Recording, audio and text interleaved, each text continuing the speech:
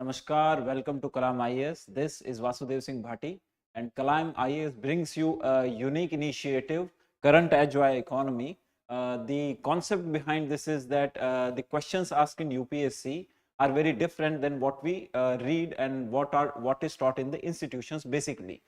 हम लोग पूरे साल फैक्ट्स के पीछे भागते रहते हैं, but when you analyze the PYQs, you will see the questions of economy are not factual in nature, they are conceptual in nature.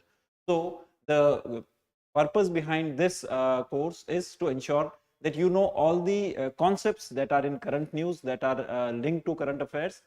So we will start today with current economic review. So this year, you know that this is a election year, and because of the election there is not going to be a budget. There was an interim budget, and because there was an interim budget, so there is no economic survey also. So this year the government has released the Indian economy review. Who releases the economic survey? It's the Department of Economic Affairs, Ministry of Finance. So Ministry of Finance का एक department है, Department of Economic Affairs, that releases the economic survey. But this year there is no economic survey क्योंकि economic survey is released just one day before the budget. There is no full budget this year. Full budget will come after the election, and that is why economic survey will also come after the election. तो अभी government ने जो रिलीज किया है the Indian economy a review है. This is basically a document which shows कि India की इकोनॉमिक परफॉर्मेंस कैसी रही है पिछले 10 साल के अंदर, how the Indian economy has performed in the past 10 years and how the current future, near future, and even the up to 2047, how the Indian economy will look like. So we will start with today's class. The first thing is that there are two chapters in this document. There is no economic survey this year. There are just two chapters. Generally, whenever there is an economic survey, the number of chapters is around 11 or 12. But this year there are just two chapters, and this just focuses upon the state of Indian economy over the last decade and how the Indian economy will look like in the future. So the first thing that you should know about is there are going to be certain factual thing. We do not expect questions upon these factual things in UPSC prelims, but these things are useful in mains also. जैसा कि आप लोग भी जानते हैं कि आजकल prelims और mains की preparation is not very different. Prelims and mains people prepare in hand to hand, क्योंकि mains के question जो हैं बहुत conceptual question mains में पूछे जाते थे. These questions are being asked in prelims, and sometimes factual questions are asked in mains. So you prepare for prelims as well as mains hand to hand together. So this year the expected growth rate is going to be 7.3% for the financial year 24. What do you mean by financial year 24? It is 23-24 ending in the March 24. A lot of people get confused कि financial year 24 means 24-25 or 23-24. Financial year 24 means 23-24. So it's from April 23 to March 24. The expected growth rate is 7.3%, and and the document has also predicted that in 24-25, that is financial year 25, Indian economy is going to grow by 7%. And if that happens, then India will be the economy which is growing, only large economy in the world which will grow at more than 7% rate for 4 consecutive years after the pandemic. The other thing also talked about in this document is quality of growth. This was said by the chief economic advisor that the growth rate of 8% say in 2090s is and compared to the growth rate of 7% in the current period.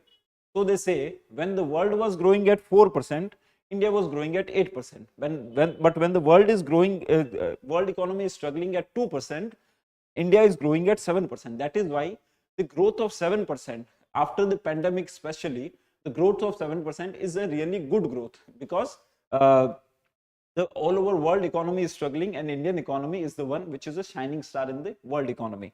So we say that the quality of growth also matters, and the global economic challenges have also been identified in this document, like supply chain disruption, transportation, inflation.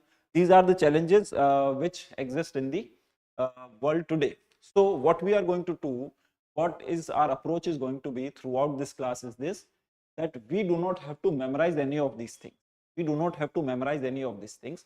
We are just going to look at what is being talked about in this document, and we are going to understand it. We are just going to look at this story. They will, this document talks about from 1950s to 2014 and 2024, how the Indian economy has evolved, and what are the challenges that the Indian economy faced at different times, especially in the past 10 years, and what were the initiatives taken by the government in the past 10 years to overcome those challenges, and how the future economy is going to look like. So these things are not very much relevant in prelims. So what we are going to do, we are just going to understand, okay, what this document is talking about. We are just going to, you know, एक कहानी हमें सुननी है और उस कहानी को हमें समझना है, the story that you have to understand. And what we are going to do is, there are a lot of terms and there are a lot of graphs in this document. So we will look at those terms. What does those terms mean? Because UPSC has habit of asking conceptual questions from economic survey. There is no economic survey this year. That will come after the exam. That is, election are scheduled in April or May, sometime around April or May. So exam is in the May. So the economic survey will also come after the exam.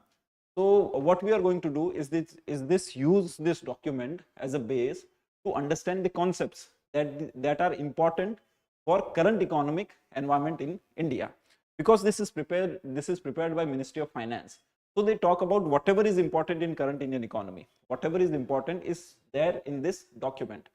So we are going to look at all the concepts that are there in this document, and all the graphs that are there in the document. That is the things that is going to be our focus. Apart from that, you just listen to this class and understand the story, how the Indian economy has evolved. So challenges and trends in Indian economy. So current challenges and trends in Indian economy. First is shift in global manufacturing. So we have 2-3 concepts here in this slide, that there is shift in global manufacturing. The chief economic advisor talked about that the hyper globalization era in the manufacturing is almost over. What do you mean by hyper globalization era? Now there can be a prelims question framed around this statement, that hyper globalization means, and there can be 4 statements. So what do you mean by hyper globalization era? Hyper globalization era is basically when the you have seen, we have seen in this supply chain around the world, that one thing is extracted at some country and that is produced in another country, then that is assembled in another country and sold in the another country. For example, rare earth minerals hai ya fir coal hai, which are extracted from Australia or say China, then they are used for manufacturing purposes in some another country. Then for example, automobile industry hai, which is assembled in India. Then those cars are exported from India to say Africa or UAE. So this was the hyper globalization era, where the focus was only on reducing the cost. The cost reduction was the only prime focus of hyper globalization era. As a result, the supply chain were distributed around the world. And because the supply chains were distributed, a single problem in the supply chain, you know, weakest link in the chain, will create disruption all around the world. For example, 2008 financial crisis that happened in America affected the economy world over. 1998 financial crisis, East Asian crisis, that happened in Southeast Asia, but that affected the economy all over the world. And the recent COVID-19, there were certain, or you can talk about Russia-Ukraine war. There is war going on between Russia and Ukraine, and that is affecting the economy all over the world. So we have seen that because of the hyper globalizations, issues in one country, problem in one country affects the economy all over the world. So countries now are shifting away from the hyper globalization era, and it is said that hyper globalization era in manufacturing sector is coming to an end. It has not come to an end, but it will come to an end in near future. So what is emerging? If the hyper globalization era is ending, what is emerging is onshoring and friendshoring. What do you mean by onshoring and friendshoring? So for example, USA imports certain machines. For example, hearing aid machines or mobile phone. They import Apple phones from manufactured in China. But they understand that China is not very friendly country. So what they are going to do is that, okay, we are too much dependent on China. Now we have to shift the production away from China so that China cannot use these things for pressuring us. So what they are going to do is, first option is, one option is friend onshoring. Onshoring is they will produce the Apple mobile phone in their own country. So they will say, okay, we will not import from China because China indulges in snooping and they, affects our election rigging things, and that is why they will say that we will do onshoring. So onshoring means bringing the manufacturing process to your own country. So China, USA will manufacture Apple mobile phones in their own country. But onshoring is not possible always, because onshoring is not possible because onshoring is not possible because sometimes these things cannot be cost effective. For example, manufacturing Apple phones in USA is going to be very expensive for USA. Unless and until that is a capital intensive thing, then they can do this. But if there is something which is labor intensive, for example, apparel industry, cloth industry, apparel industry, textile industry. So textile industry, they cannot manufacture in their own country because the labor rate is very high for them and they cannot be competitive with the imports. So what they are going to do is they are going to friendshore. Now what does friendshoring means? Is to they transmit or shift the manufacturing to a friendly country. For example, USA will say, okay, China is a very autocratic country, but there is a country, India, which is a democratic country, which is a good friend of USA, and at the same time, the labor rates are very low here. For example, Vietnam or say Bangladesh or Nigeria. These are the countries which have very low labor rates, and also many of them are very good friends with the West. So the Western countries, USA, UK, France, Germany, what they are going to do is they are going to friendshore, because onshoring is very expensive. So they are going to friendshore. So these are the things which are happening in economy currently. This is how you ensure that this document remains relevant for your exam. We do not have to ratify anything. We do not have to, mug up the facts and figures that are given in this document. We just have to understand the concepts. Okay, there are certain terms which are used to explain the economy of the India or the world. Now these things are very important. You have to know what is hyperglobalization. You have to know what is onshoring. You have to know what is friendshoring. And there is similar term offshoring. Offshoring is shifting manufacturing process from your country to another country, which was happening in the hyperglobalization era. Now next is concerns over the global supply chain. We have seen that there are concerns over the global supply chain. For example, Red Sea is raising concerns over reliance over global supply chain. There were issues recently in the Red Sea, you must know about. These were in the news. And slower growth in global trade in 2023. Global trade growth was slower, which again reflects that the countries are looking inward now, and countries are not very much dependent on hyperglobalization, and hyperglobalization era is coming to an end.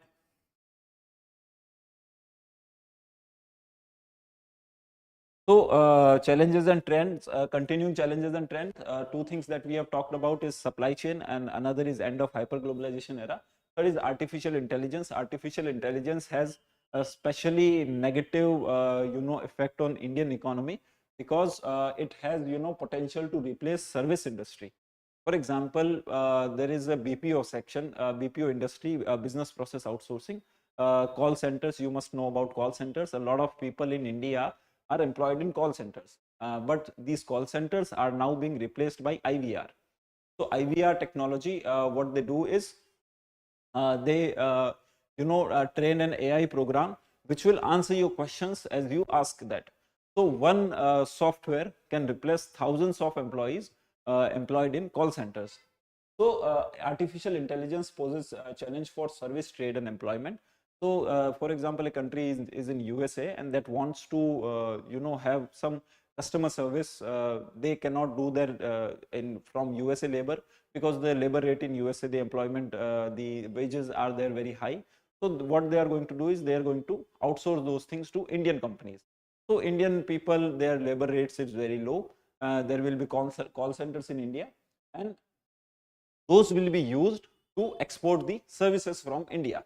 Now artificial intelligence is replacing that labor, and the trade between, the service trade between India and USA is reducing because of the artificial intelligence, and potential loss of cost competitiveness in digital services. For example, in digital services, the labor intensive, low cost labor countries were having low cost service provider to the world. Now the cost competitiveness is lost in digital services because of emergence of artificial intelligence. So artificial intelligence is a major challenge for Indian economy. Energy transition challenge is there. Energy transition challenge, it is said that in short term there is a trade-off between economic growth and energy transition. For example, India's dependence on coal is still about 50%. 50% of the energy in India is from coal. So if we shift overnight or reduce or remove coal mining overnight, that is going to hamper Indian economy. So even in the next 20-25 years, removing coal or completely removing all the fossil fuels from the energy basket of India, that is not a viable thing for India, because they are cost effective and India cannot afford expensive energy. So it is said that trade-off between economic growth and energy transition in short term.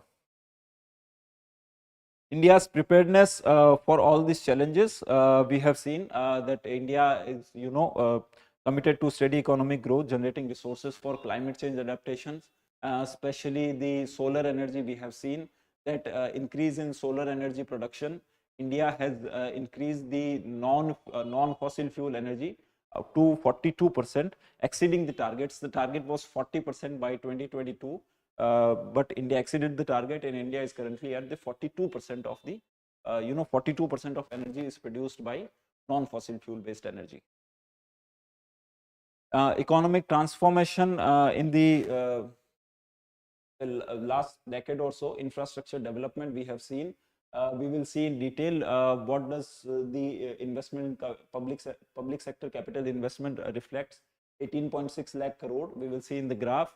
There are three segments in this 18.6 lakh crore. One is central government, there is PSUs, and there is state government. So we are going to look at those in detail. Financial sector strength, there is strengthened financial sector balance sheet, 3.2% GNPA. What is GNPA? Gross NPA. What is NPA? What is net NPA? What is gross NPA? You should know the difference between gross NPA and net NPA. We are going to look at that as we move forward. Non-food credit growth. Now this is the new term. A lot of people do not know what is non-food credit. There is food credit and there is non-food credit. So you should know the difference between food credit and non-food credit. There is there are 2-3 pages in this document on this non-food credit. There is a graph given about non-food credit. So it's an important thing. So you should know about what is non-food credit. अब UPSC इसके ऊपर question पूछ लेगा कि which among the following are part of non-food credit. Most of the people are going to take wrong answer because they have not read the original document given by the Government of India. Government of India ने अपने document के अंदर अलग से paragraph दे रखे हैं, अलग से chart दे रखा है, where they have talked about non-food credit growth, how is it important, why is it increasing, how much it has increased, and people just do not know about it because we run after facts and figures. So we will read what is non-food credit. And economic transformation is also seen in inclusive development. Jan Dhan Yojana, 51 crore bank accounts with total deposit. This is the figure that you should know, that 51 crore bank accounts. Why is it important? Because some figures are just have breached a certain benchmark. So 50 crore was always the target कि 50 crore कब breach करेगा Jan Dhan account. So currently Jan Dhan accounts are 51 crore and deposits exceed 2.1 lakh crore rupees. So this is an important data that you should know about. Social and economic progress, employment, education. In employment and education, we have seen that unemployment rate is reducing. What are the trends that we are going to look at as we move forward in the graphs? Rising enrollment in tertiary education. There is a India Skills Report. This is published by CII, Confederation of Indian Industries. Confederation of CII, Confederation of Indian Industry, and VBox. VBox is a company. It's an organization, and CII. Both of them combinedly releases India Skills Report. So India Skills Report has said that the Indian youth employability is at 51.3%. It was 33% around 2014. In 2014, it was 33%. The employability of Indian youth was 33% in 2014, which has increased to 51.3% as per the India Skills Report published by CII, Confederation of Indian Industries, and VBox. VBox is not a government organization. VBox is not an NGO. VBox is a research organization, is a private company. So you should know that UPSC can give a statement that VBox, because VBox is talked about in the Indian Economy Review. VBox data is there in budget also.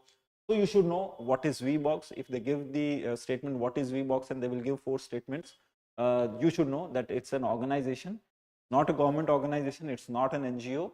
It's a company which is basically, which helps education institutions or industries or government in ensuring giving them data about the employability of Indian youths, skill set that Indian youths have.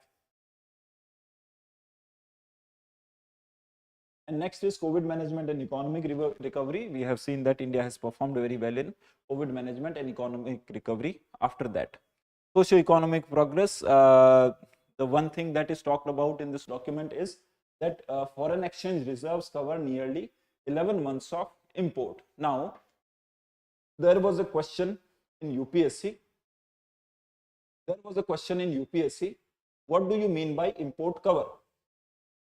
Now, a lot of people, take wrong answer in this, because import cover talks about number of months for which import can be made without any export using only foreign exchange reserve. So this is about how much foreign exchange a country has, or the foreign exchange reserves can be used for how many months of import. For example, India is importing $1 billion per month, and India has $10 billion of foreign exchange reserves. So what do you say? How much import cover is there? There is import cover of 10 months, because for one month you will pay $1 billion and you can continue to do so for 10 months to continue. So you can import for the next 10 months to cover your by using your foreign exchange reserves. So there was a question upon foreign import cover. A lot of people take wrong answer in this, because they were not sure whether it is in months, whether it is in percentage, whether it is in rupees. So import cover is in months. How many months of import you can make by using foreign exchange reserves. So currently the import cover is 11 months.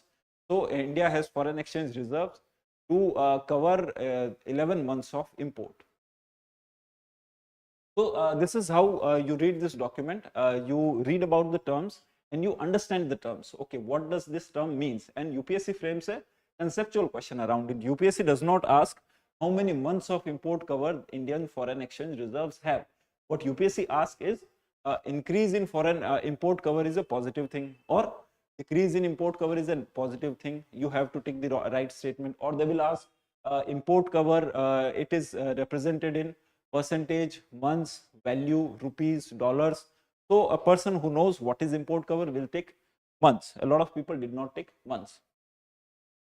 Positive outlook and belief in future. There is a positive outlook for Indian economy in India as well as in the outside. A lot of Western countries are looking in India as an alternative to China.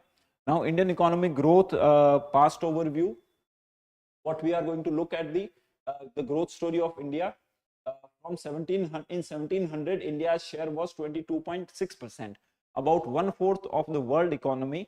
India's economy size was about 1/4 of the world economy. That is about 23% in 1700, which reduced to 3.8% in 1950s. Now, strategies in the 1950s for economic sufficiency and rapid industrialization. In 1950s, what India used was in the first 5-year plan, in the second 5-year plan. In first 5-year plan, India was focused upon import substitution and increasing agriculture growth. In the second 5-year plan, India was focusing again on import substitution, ensuring self-sufficiency, and at the same time rapid industrialization. So rapid industrialization was focused in the early 1950s. Now, after the 1950s, in 1960s and 70s, there were the growth rate was very low. Reason was because India was again looking very inward. India was, not opening up to the world economy. Secondly, Indian agriculture, the growth came in the 1970s, and in 1960s, the agriculture growth rate was not very high. And other thing was because of the wars. In 1962, we know that India-Pak war, India-China war was there. In 1971, India-Pak war was there when the Bangladesh was formed. So because of the wars and because of the emergency and because of the faulty foreign external policies of India, economic policies of India, the 1960s and 70s, the growth rate was around 2 to 4%. The growth rate was around 2 to 4%, and it was called derogatorily by Western economists as Hindu rate of growth. This growth rate was called Hindu rate of growth, or bullock cart rate of growth at that time. The Indian economy or India was called a country of bullock carts, because in the 1960s and 70s the growth rate was very low. And in 1980s we saw that the reforms started to happen. In the 1980s, Indian economy, started opening up, the liberalization, privatization, globalization, which took a concrete form in 1991. But before that also in 1980s, it started to happen. Now again, you don't have to memorize everything. You have to understand the story behind it.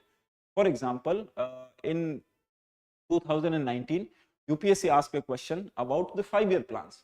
So if you know the story, you will easily pick the right answer. For example, there was a statement that in the second 5-year plan, there was focus on substitution of capital goods or import substitution. Now, the person who knows the story will know, okay, in the 1950, there was focus on economic sufficiency. The self-sufficiency was the focus of the government. Now, if there is focus on self-sufficiency, what they are going to do is that, okay, we do not have to import from the outside. What we have to do is we have to produce whatever we need in our own country. So the capital goods were produced in India at that time. The focus on increasing production of capital goods, so that there is substitution of capital goods. You don't have to depend on import of capital goods.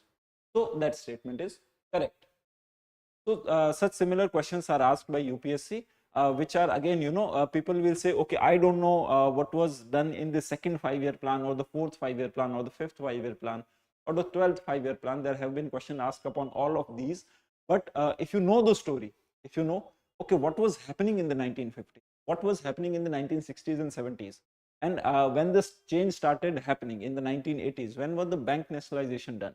In 1969, the first bank nationalization was done. If you know the story, then you will be easily able to take the right answer. Now, after the 1991, the economic reforms started to happen. Now, what were the challenges because of which the economic reforms were brought in? First was balance of payment crisis. Balance of payment crisis is basically India did not have enough forex reserve to meet its import or even its debt. India has a debt. India had its import. India was dependent on crude oil, import of crude oil, and India did not have forex reserves to import crude oil in India, and because of that, India faced a balance of payment crisis. Now, you should understand, what do you mean by balance of payment crisis, or even what does balance of payment means? Now, a balance of payment we will do in detail when we do budget, that is tomorrow. In the next class, when we do budget, we will do what is balance of payment and what is balance of payment crisis. For now, you should know that in 1991, balance of payment crisis happened.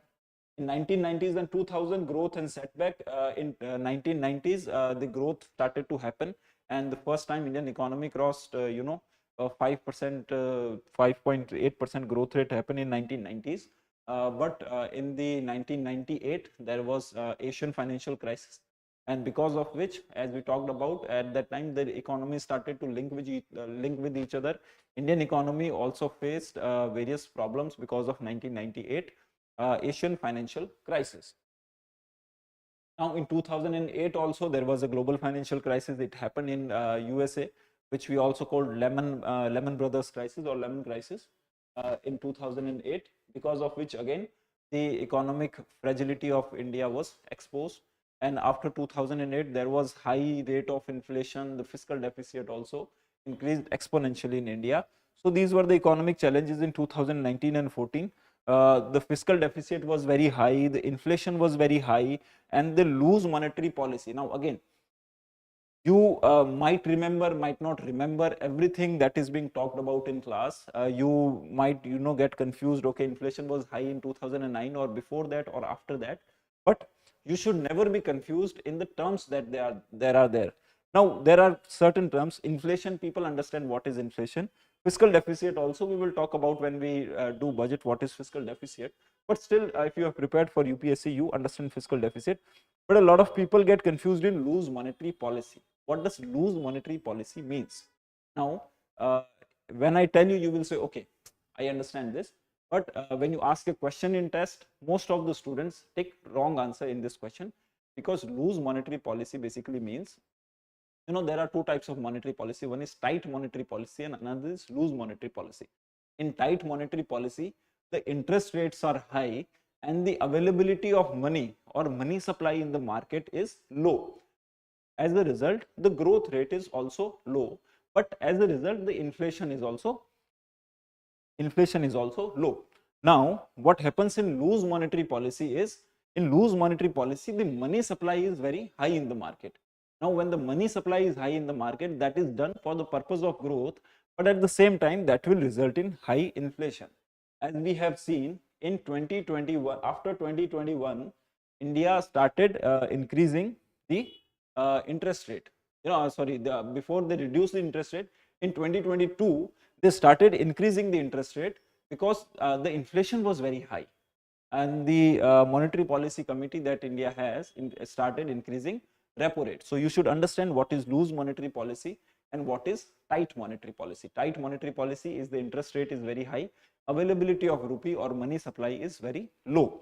At the same time, loose monetary policy is when the interest rate is very low and availability of money and money supply is very high, and that will result in high inflation. And there is also talked about twin deficit. What does twin deficit include? Twin deficit include two deficits.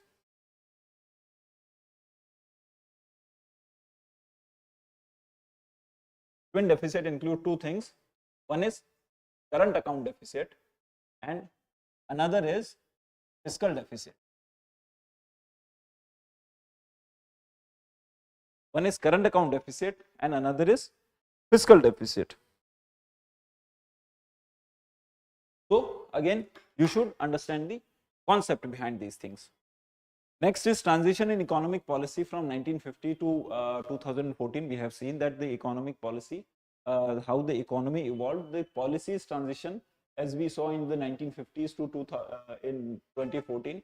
First is shift from closed to open economy from 1950 to 1980. From 1950 to 1980, the Indian economy was relatively closed. After 1980, the Indian economy started to open up. Import substitution was focused initially, especially in the first, second, third, 5-year plans. Import substitution, or in other words, capital goods substitution, was focused, and export subsidies were there, and technology restraints in the early period. In early period, there was restraints on import, and as a result, the technology was also very restrained. For example, something developed in America, but Indians were, the import rate was very high, or the exchange convertibility of rupee was very low. As a result, people were not able to import, and if you are not able to import, you will also not able to, get to know about the latest development in the technological development. Now post 1980s, 1980 के बाद में क्या होने लगा? Pro business reforms आने लगे, LPG reforms जो कि हमने देखे हैं. Now again, you don't have to memorize anything, you just understand the story. जैसे जैसे हम आगे बढ़ेंगे, we will see that there are graphs, those are the trends that we have to know, which are going to be more important than the story that we have seen. But again, you should know the story also. Balance of payment crisis, triggering market orientation reforms in the 1990, and trade policy reforms, industrial policy revamping, FDI liberalization, everything happened in 1990-91. Now this is the question that I talked about. about the 5-year plan. Again, this was asked in 2019, and a lot of people take wrong answer in this. The reason was because they were not sure about the growth story of India, how Indian economy has evolved in the past. Now, the question is on the second 5-year plan. There was determined thrust towards substitution of basic and capital goods industry. In fourth 5-year plan, this is the correct statement as we have seen. The fourth 5-year plan adopted the objective of correcting the earlier trend of increased concentration of wealth and economic power. Now, there was a concentration of wealth that has been happening since the time immemorial in India, and a lot of plans focused upon reducing that, reducing the wealth, concentration of wealth. Now, if you know that this first statement is correct, then you are left with A and D. So, second statement is obviously going to correct. Other way is second statement also does not looks like it is wrong statement. And the third statement is in the fifth 5-year plan, for the first time, the financial sector was included as an integral part of the plan. Now, financial sector was always an important part of Indian economy.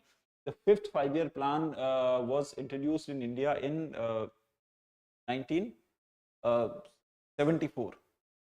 So, when the fifth 5-year plan was included, and before that also a financial sector was focused, because in 1969 the first bank nationalization happened.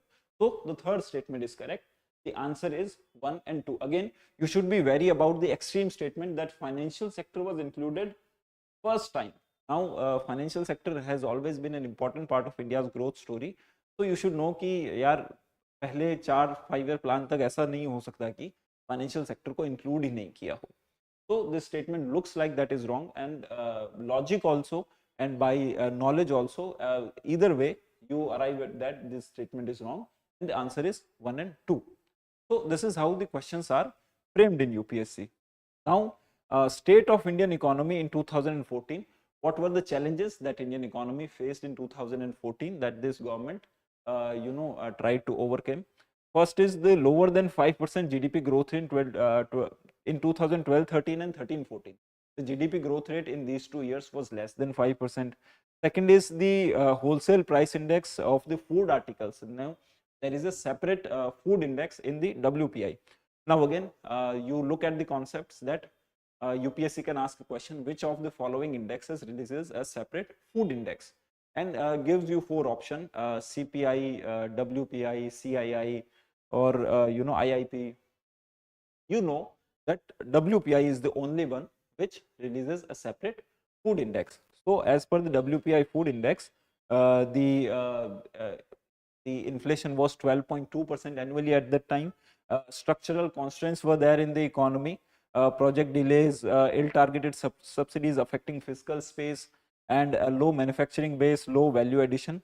These were the things which were, these were the challenges that Indian economy faced in 2014, and this government tried to overcome those challenges.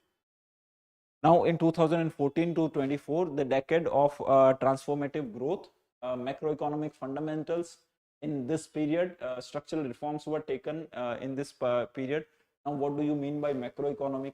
Macroeconomic is basically कि पूरी economy को जो reflect करने वाले figures होते हैं या फिर फंडामेंटल्स होते हैं. फॉर एग्जांपल जीडीपी की ग्रोथ रेट हो गई, इन्फ्लेशन हो गया, एम्प्लॉयमेंट रेट हो गई, फिस्कल डेफिसिट हो गया, तो ये सब मैक्रो इकोनॉमिक फंडामेंटल्स हैं, मैक्रो इकोनॉमिक के indicators. Now structural reforms were taken. India became the fastest growing economy among the G20 nations. G20 nations represent about more than 85% of world economy.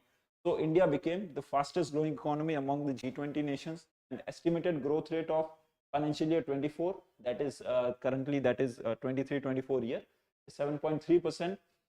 In before that also in financial year 22 and 23, the rate of growth rate was 9.1% and 7.2%. So, from the past 3 financial year, the growth rate has been more than 7%.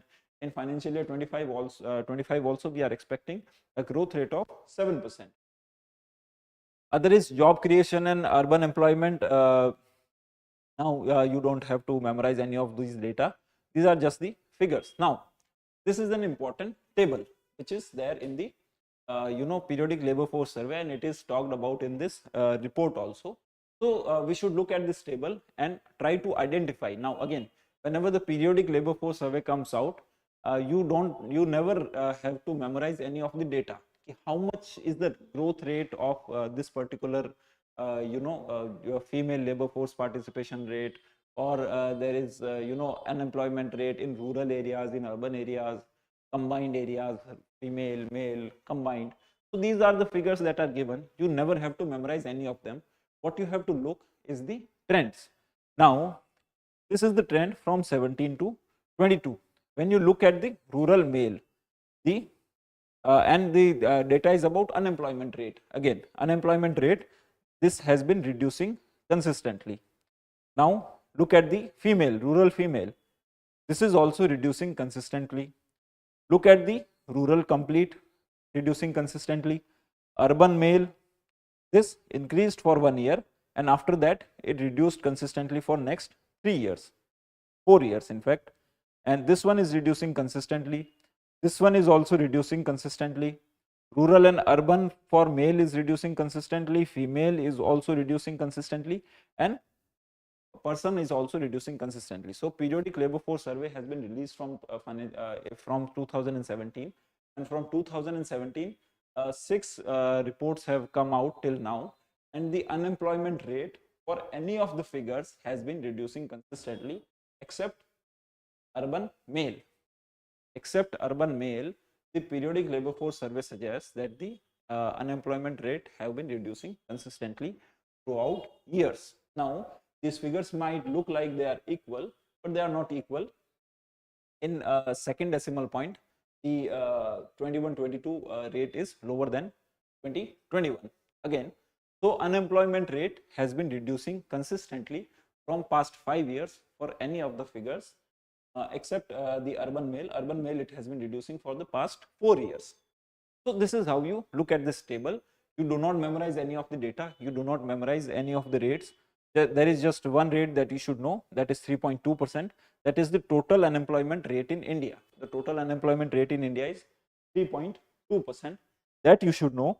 Apart from that, the only thing that you should know about is that the unemployment rate has been reducing consistently for all the indicators from the past 5 years. Now UPSC has a habit of asking questions such as this: the inflation has been increasing consistently, or inflation has been reducing consistently. Unemployment rate among the urban female has been reducing consistently from past 5 years. So UPSC has a habit of asking question, and people will say, okay, how can I know about each indicator? Okay, rural female or urban unemployment rate, how can anyone know about all these rates? You cannot. So what you have to do is you just have to know what are the trends. Now the trend is same in all of them. If UPSC asks a question, you will be easily able to handle those. Next is female labor force participation rate. Now we will also talk about what is unemployment rate and what is labor force participation rate. And there is one more thing, that is worker population rate. So female labor force participation rate, rural plus urban, that is combined, female labor force participation rate of India has been increasing consistently from past 5 years. From the first periodic labor force survey report that came out in 2017 and 18 till 22-23, the periodic female labor force participation rate has been increasing consistently. So we say unemployment rate has been reducing consistently, and labor force participation rate, not only of female but also of male, rural, urban combined, everything has been increasing consistently from past 5 years as per periodic labor force survey data. Now what is labor force participation rate? You should know the exact definition of labor force participation rate. Now there are 2-3 things that you should know about. One is labor force participation rate, other is worker population ratio, then there is unemployment rate. Now labor force participation rate is number of people who are working or willing to work. Labor force participation rate represent number of people who are either working plus looking for work.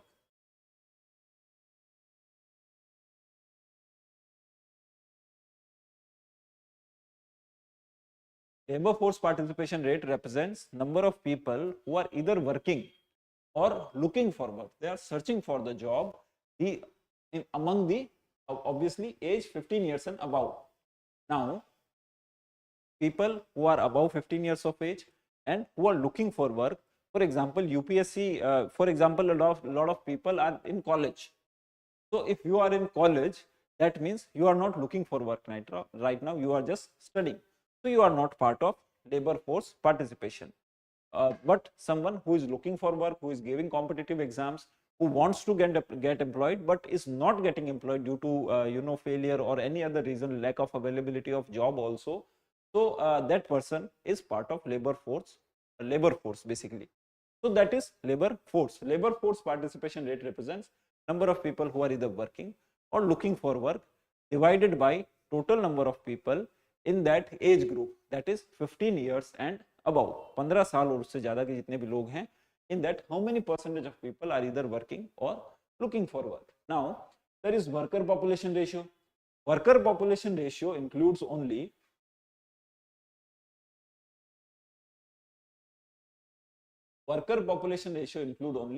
number of people who are working upon total number of people in that particular age group, that is 15 years and above. So there is labor force participation rate, how many people are working or looking for jobs. Second is worker population ratio. So you will see worker population ratio is always lower than the labor force participation rate, because these many people who are looking for work and are not getting employed out of total number of people in that age group. Now worker population ratio include only number of people who are working divided by total number of people in that age group. Next come the unemployment rate. A lot of people thinks कि unemployment rate जो है वो पूरी population की है या particular age group की है.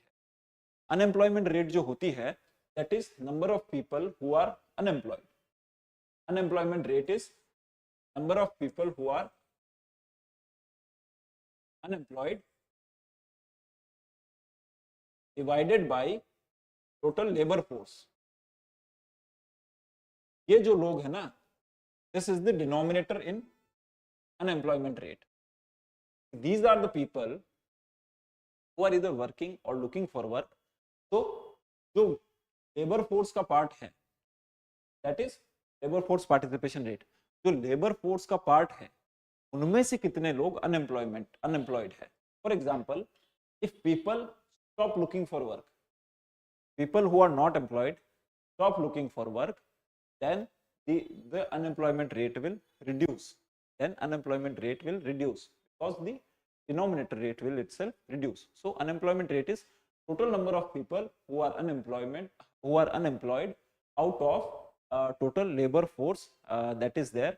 Labor force that includes people who are either working or looking for work. So this is the difference between labor force participation rate, worker population ratio and unemployment rate. Now next comes the what were the decade of transformative growth. This 2014 and 24 is called as the decade of transformative growth by this document by Ministry of Finance. First is infrastructure development happened, education happened, road, air, airports traffic almost doubled in the past 10 years, and significant growth in the number of universities and higher education enrollment. Now again, you don't have to memorize any of those. Government responses to economic challenges. Now agile response during financial year 21 global pandemic. Now what was the agile response that happened in the financial year 21?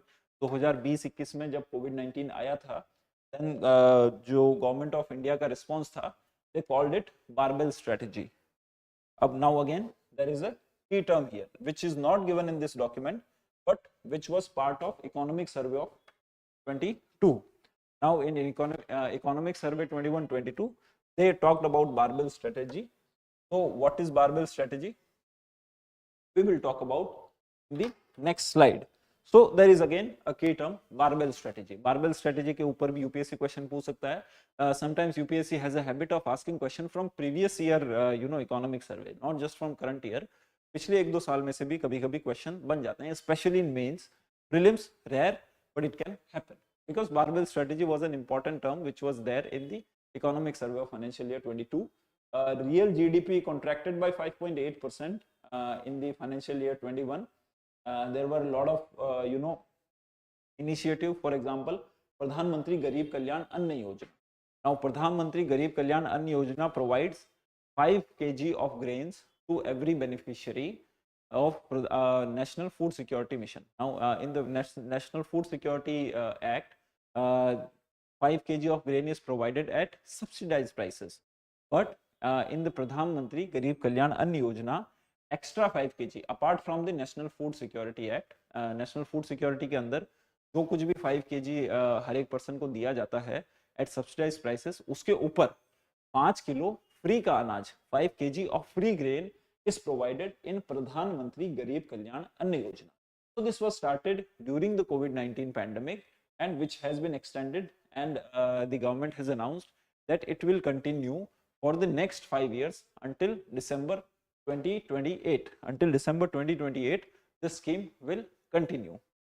Now, financial sector reforms, a lot of financial sector reforms were happened in the last 10 years. Deleveraging of financial sector. What does deleveraging means? Leverage का मतलब होता है उधार लेके काम करना.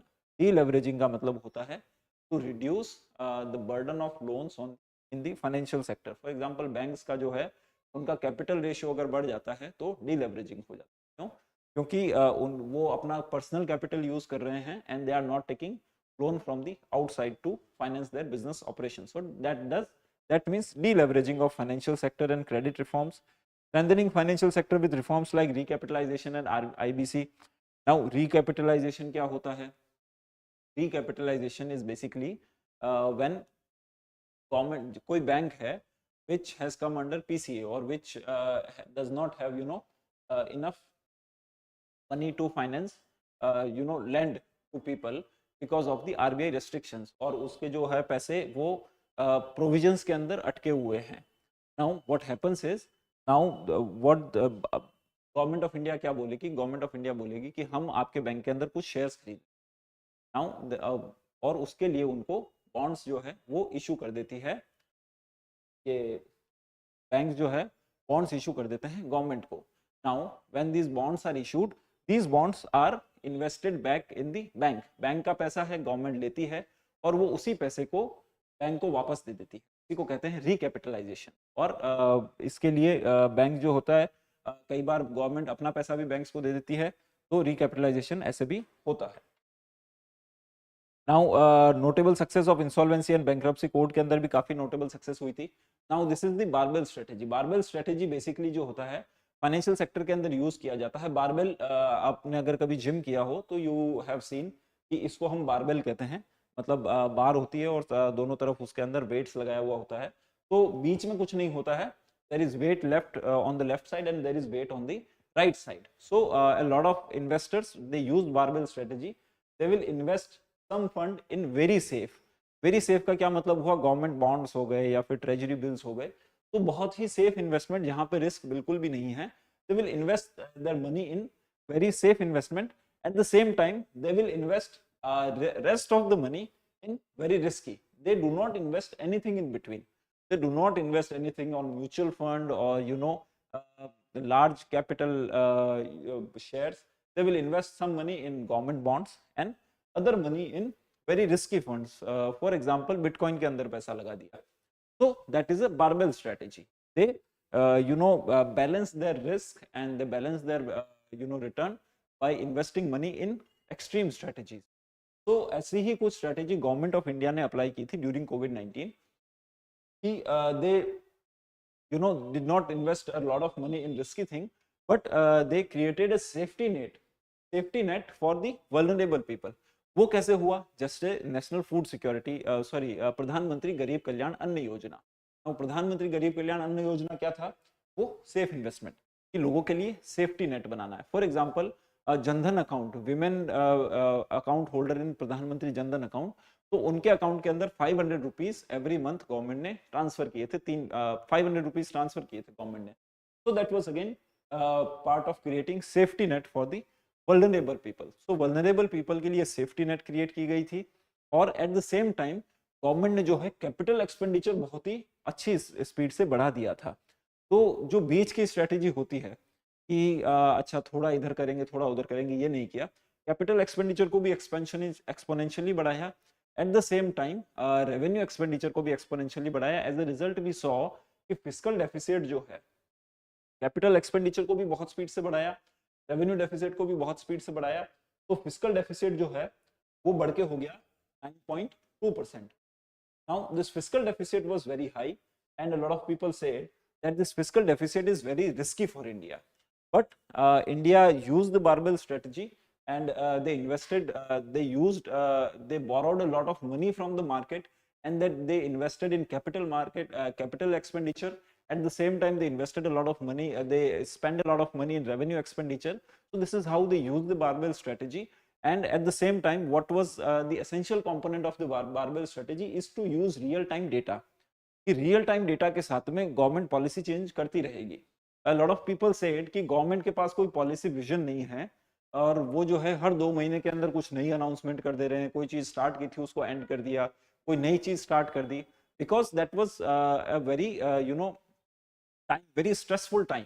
और उस टाइम के अंदर ऐसा हो रहा था कि कोई भी प्री एग्जिस्टिंग स्ट्रेटेजी काम नहीं कर रही थी। तो what government was doing is they were collecting real time data, रोज डेटा उनके पास में आता था और उस डेटा के हिसाब से वो अपने पॉलिसीज को चेंज करते रहते थे, टारगेट को चेंज करते रहते। तो बारबेल स्ट्रेटेजी के लिए जो 2 की टर्म्स है, first is safety net for the vulnerable people, safety net for the vulnerable people. Second is real time data to identify and mitigate risk, जो भी रिस्क है वो अराइज हो रही है उनके लिए एक रियल टाइम डेटा एनालिसिस जो है गवर्नमेंट करती थी और उसको यूज करके गवर्नमेंट बारबेल स्ट्रेटेजी को इंप्लीमेंट करती थी। Now again people might not know कि बारबेल स्ट्रेटेजी क्या हो सकती है। यूपीएससी इसके अराउंड क्वेश्चन फ्रेम कर देगा, which of the following are essential components of barbell strategy. तो यू नो बारबेल स्ट्रेटेजी का बेसिक मीनिंग ये होता है जो कि इन्वेस्टर्स यूज करते हैं। गवर्नमेंट ऑफ इंडिया ने इसको कैसे यूज किया कि सेफ्टी नेट क्रिएट किया वल्नरेबल सेक्शंस के लिए, जैसे प्रधानमंत्री गरीब कल्याण अन्न योजना हो गया, या फिर 500 रुपीज टू आधार अकाउंट हो गया, विमेन अकाउंट होल्डर्स ऑफ प्रधानमंत्री जनधन अकाउंट, और real time data identification to identify and mitigate risk. So this is how government of India used barbell strategy. Now economic reforms that happened in 2014 to 2024, not much important things are here. First is substantial changes in taxation. आपको पता ही है GST आया था 2017 के अंदर। Then corporate tax was reduced. What is the corporate tax rate? Corporate tax rate को reduce करके government ने कर दिया था 22%.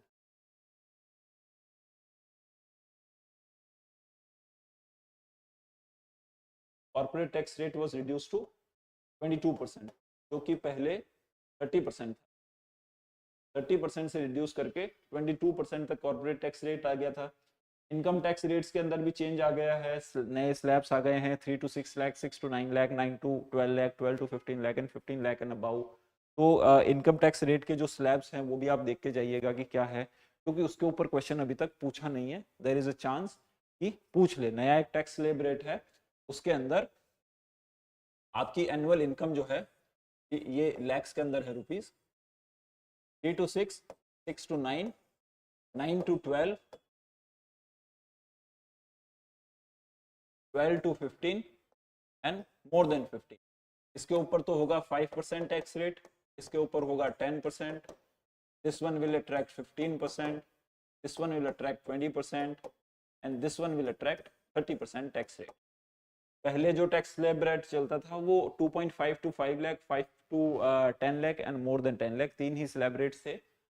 जो नया टैक्स स्लैब रेट आया उसके अंदर गवर्नमेंट ने 1 2 3 4 स्लैब्स हैं और 5वां तो फिर ओपन है, 5 स्लैब रेट है, उसके अंदर 3-3 लाख का डिफरेंस है। तो 3 to 6 लाख पे 5% है, 6 to 9 पे 10% है, 9 to 12 पे 15 है, 12 to 15 पे 20% है एंड मोर देन 15 लाख के ऊपर 30% है। इसके ऊपर यूपीएससी ने क्वेश्चन नहीं पूछा है। It is an expected area from UPSC can ask a factual question, so you should know about it. Now one more thing is कि 7 लाख तक अगर किसी की इनकम 7 लाख है तो उसको रिबेट मिल जाता है।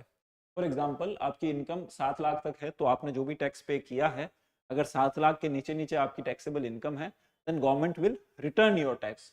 के ऊपर क्या मिलता है? रिबेट मिल जाता है। ये टर्म है रिबेट।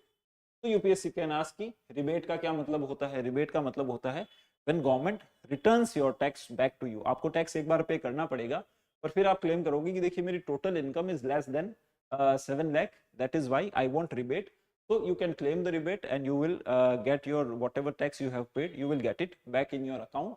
So 7 lakh तक अगर किसी की income है, that person can will get the rebate, and that is why it is said that up to 7 lakh there is no tax. जो कि this year financial this year जो budget की speech थी इसके अंदर the finance minister Nirmala Sitharaman also said that up to 7 lakh there is no tax.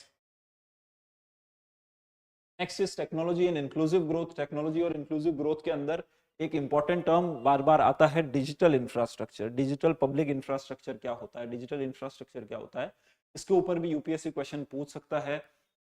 Public account की के ऊपर भी यूपीएससी ने क्वेश्चन पूछा हुआ है। तो डिजिटल इंफ्रास्ट्रक्चर और डिजिटल पब्लिक इंफ्रास्ट्रक्चर क्या है? Digital infrastructure everything which helps us use the digital world, है ना। उसके अंदर हमारी डिवाइसेस हो गई, फोन हो गया हमारा, कैमराज हो गया, इंटरनेट हो गया, ब्रॉडबैंड हो गया, ब्रॉडबैंड का कनेक्शन होता है वो हो गया, वायर्स हो गए, नो। तो everything that helps us use the digital space is part of digital infrastructure. For example internet जो है वो इसकी बैकबोन है। डेटा सेंटर्स होते हैं जहाँ पे सेव होता है सब कुछ, यू नो। ब्रॉडबैंड नेटवर्क्स होते हैं, हमारे घर पे वाईफाई लगा हुआ होता है। क्लाउड कंप्यूटिंग प्लेटफॉर्म्स होते हैं टू एंश्योर कि आपकी कंप्यूटेशनल पावर इंक्रीज और डिक्रीज कर सको आप। मोबाइल टेलीकम्युनिकेशंस हो गया, फोन के थ्रू हम यूज करते हैं, तो आजकल मोबाइल के टावर्स भी डिजिटल इंफ्रास्ट्रक्चर का पार्ट है। सिस्टम सॉफ्टवेयर्स हो गए, communication satellite, APIs, network infrastructure, user devices, phone, telephone, sorry your mobile, your laptop, your iPad, everything is part of digital infrastructure. तो this is you should know about कि digital infrastructure होता क्या है। Global challenges facing Indian economy. आज के time पे global challenges क्या क्या है which are affecting Indian economy? First is integrated global economy. Now, integrated global economy is a problem because anything happening around outside in the world will affect India's economy. Increase geo-economic fragmentation, और fragmentation भी बढ़ता चला जा रहा है. Slow down of hyper globalization leading to friend shoring and offshoring. We have talked about what is hyper globalization, what is friend shoring, what is onshoring.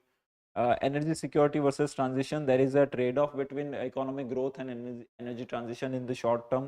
Of course, in long term, it is always beneficial for us to do energy transition. But in short term and medium term, that will have negative impact on the economy, and that will affect the employment and growth rate or living standard of a lot of people.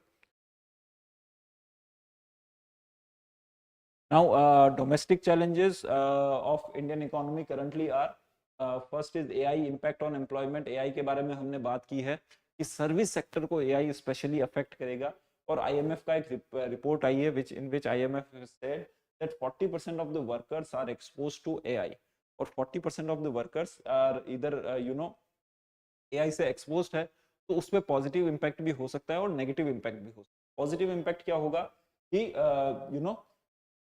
benefits of complementarity. Complementarity का example क्या है? For example, today I am giving this class. Now I have prepared this class on Microsoft 365. Microsoft 365 is an AI tool. AI tool क्या करता है?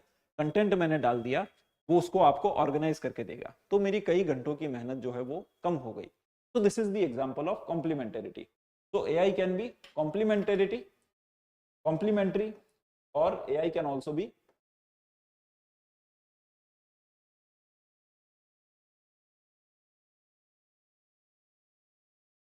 complementary, or AI can also displace a lot of people. For example, कोई content development का काम कर रहा है UPSC की कोचिंग इंडस्ट्री के अंदर, बट अब एआई सब कुछ आपको करके दे रहा है. आपने चैट जीपीटी पे बोला कि भाई make notes of powers of president, और make notes of threats to Indian economy in 21st century. So chat gpt will make a note and give that to you.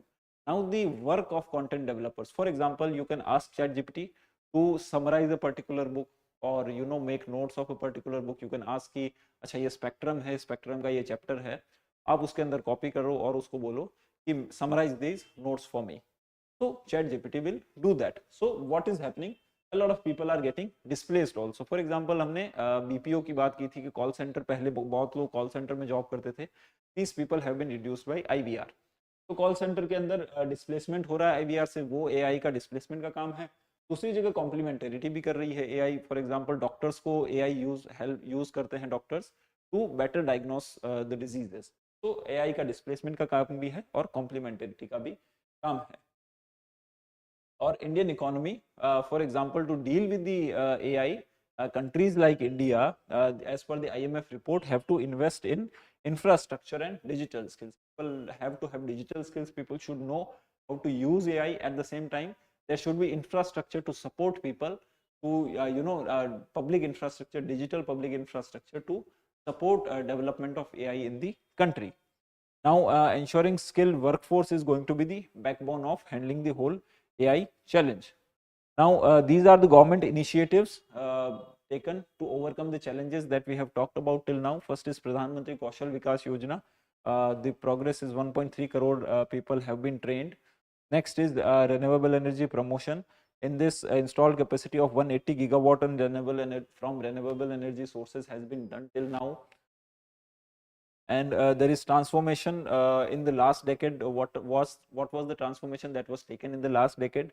Technology for inclusive growth के लिए internet penetration has crossed 50%. It is said that internet penetration in India is more than 50%. Around 51% is the internet penetration. And apart from that, there is not much important data over here. Jandan Yojana beneficiaries, we have already talked about. 51.5 crore Jandan Yojana beneficiaries are there. Growth outlook, we have already talked about it, that the financial year 24 will have 7.3% growth outlook. There are positive indicators: lower current account deficit, resilient service exports, and lower oil import cost. Oil import cost low कैसे हो गया? हम Russia से import करने लग गए. Current account deficit कम कैसे हो गया? इंपोर्ट कम हो रहा है, एक्सपोर्ट ज़्यादा स्पीड से बढ़ रहा है. रेजिलियंट सर्विस सेक्टर एक्सपोर्ट हो रहा है इंडिया के अंदर. एंड ग्लोबल अचीवमेंट्स है इंडिया के अपने. For example, fastest 5G development, the document has claimed that India is the country with having fastest 5G deployment in the world. Now, resilience and progress. About resilience and progress, what does resilience mean? Resilience against the domestic challenge. Resilience का मतलब होता है when an economy is able to bounce back after a particular challenging period or after a low period. For example, COVID-19 के अंदर Indian economy faced a negative growth rate of about 6%.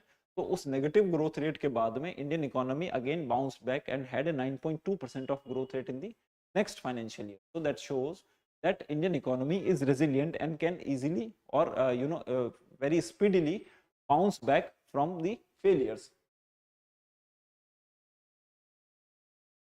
Now, resilience again, resilience की definition इस document के अंदर ही दे रखी है. Ability to rebound after the challenge. So you should know कि अच्छा resilience का क्या मतलब है. 2 years of above 7% post pandemic contraction. 2 years क्या, इसमें तो 4 years हो चुका है. 2022, 23, 24, 25 तक 4 years हो जाएंगे. Factors contributing to resilience: smart management, fiscal policy for the poor.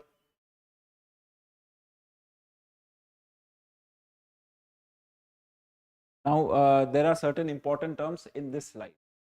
So, this talks about government measures for economic resilience. हमें कैसे पता चलेगा कि कोई इकोनॉमी कितनी resilient है? तो गवर्नमेंट ने उसके लिए कुछ measures बना रखे हैं. There are certain government measures for economic resilience. तो first is growth. जो growth है वो मैन्युफैक्चरिंग और सर्विस कंस्ट्रक्शन, हर एक इंडस्ट्री के अंदर robust growth होनी चाहिए. ऐसा नहीं होना चाहिए कि certain industries are developing at a faster rate and other industries are lagging behind. That does not show resilience of the economy. So the growth rate has to be equitable in all the sectors. For example, PLI schemes India के अंदर ली गई, IBC India के अंदर help किया, IBC ने भी काफी to increase resilience. Next is private final consumption expenditure. जो private final consumption expenditure है, PFCE, is increased, has increased its share in India's GDP.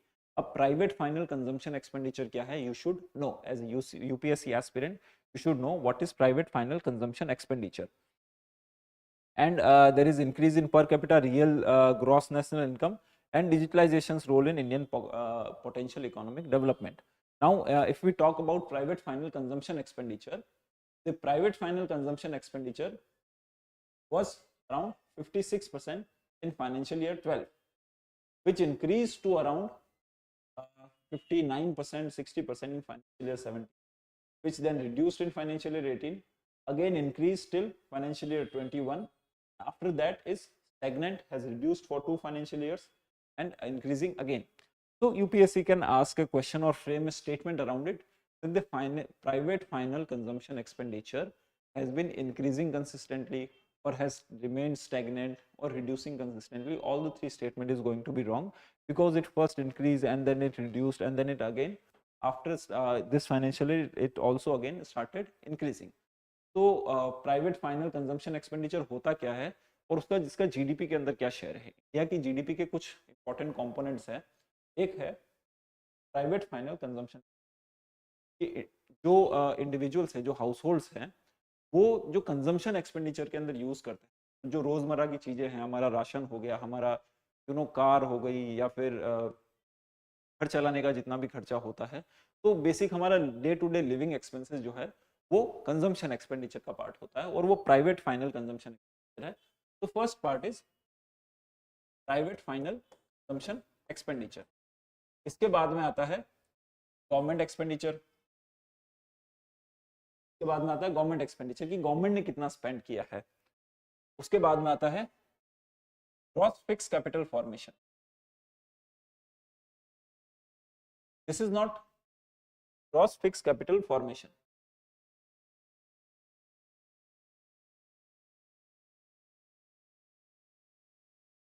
Gross fix capital formation. Gross fix capital formation का मतलब होता है the amount of money that is invested in productive resources. For example, if I as an individual buy a particular sweater, या फिर I buy a particular meal from a restaurant, या फिर I buy a particular car, or I buy whatever I want to consume in my life or which is going to depreciate in the coming future, तो वो मेरा private final consumption expenditure का part होता है. At the same time, I can also invest that money in shares. मैं shares में invest कर सकता हूँ, मैं bonds में invest कर सकता हूँ, मैं उस पैसे को सेव करके कहीं ऐसी जगह invest कर सकता हूँ जिसकी वैल्यू बढ़ेगी. मैं अपना बिजनेस खोलूँ किसी भी तरीके से. If I invest that money becomes part of gross fixed capital formation. Gross fixed capital formation means basically investment. Gross fixed capital formation means investment.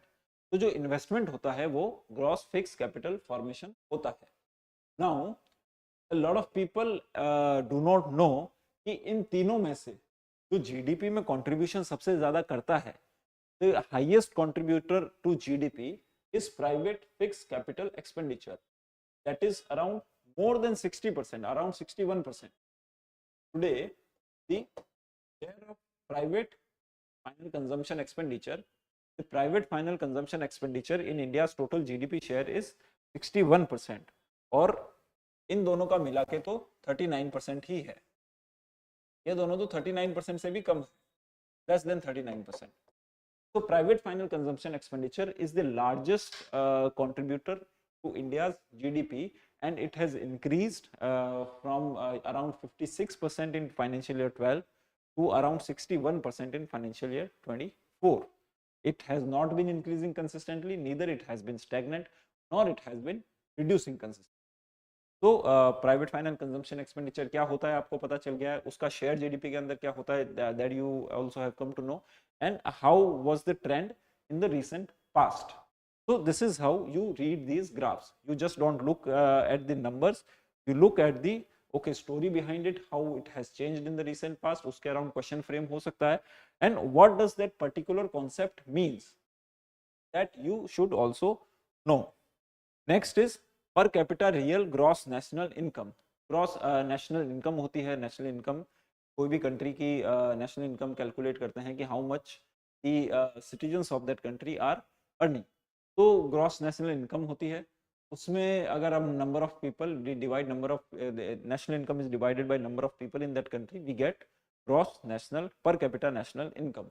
तो per capita real gross national income है which has been increasing consistently from past many years, except financial year 21 जिसमें कोविड-19 आया था. Again it started increasing. So if UPSC frames a statement that the gross the per capita real gross national income has been increasing consistently from past 5 years or from past 10 years, that statement is wrong because it's reduced in financial year 21. That's all that you have to know about this graph. उसके बाद में exactly कितना है, कितना percent है, कितना रुपए है, you don't have to know. आपको पता है कि अच्छा 1 लाख के आसपास है, लगभग 1,10,000 है, 15,000 है, 1 लाख है, कितना है मैटर नहीं करता, 1 लाख के आसपास है, इतना हो आपको पता है. यूपीएससी ऐसा भी कर सकता है कि 20 लाख दे दे या 10,000 दे दे, then that statement would be wrong, क्योंकि वो तो बहुत ही ग्रॉस इनजस्टिस है इंडिया की इकोनॉमी, मतलब एक यूपीएससी एस्पिरेंट के साथ में, कि उसको ये भी ना पता हो कि अच्छा जो ग्रॉस नेशनल इनकम है, पर कैपिटा इनकम है, that is around 1 lakh. 20 lakh is too high, 10,000 is too low. तो यू शुड नो कि अच्छा अराउंड 1 लाख है एंड जो है 21 के अंदर ये रिड्यूस हुआ था. That's all that you have to know about this graph. Next is inclusive growth and investment climate.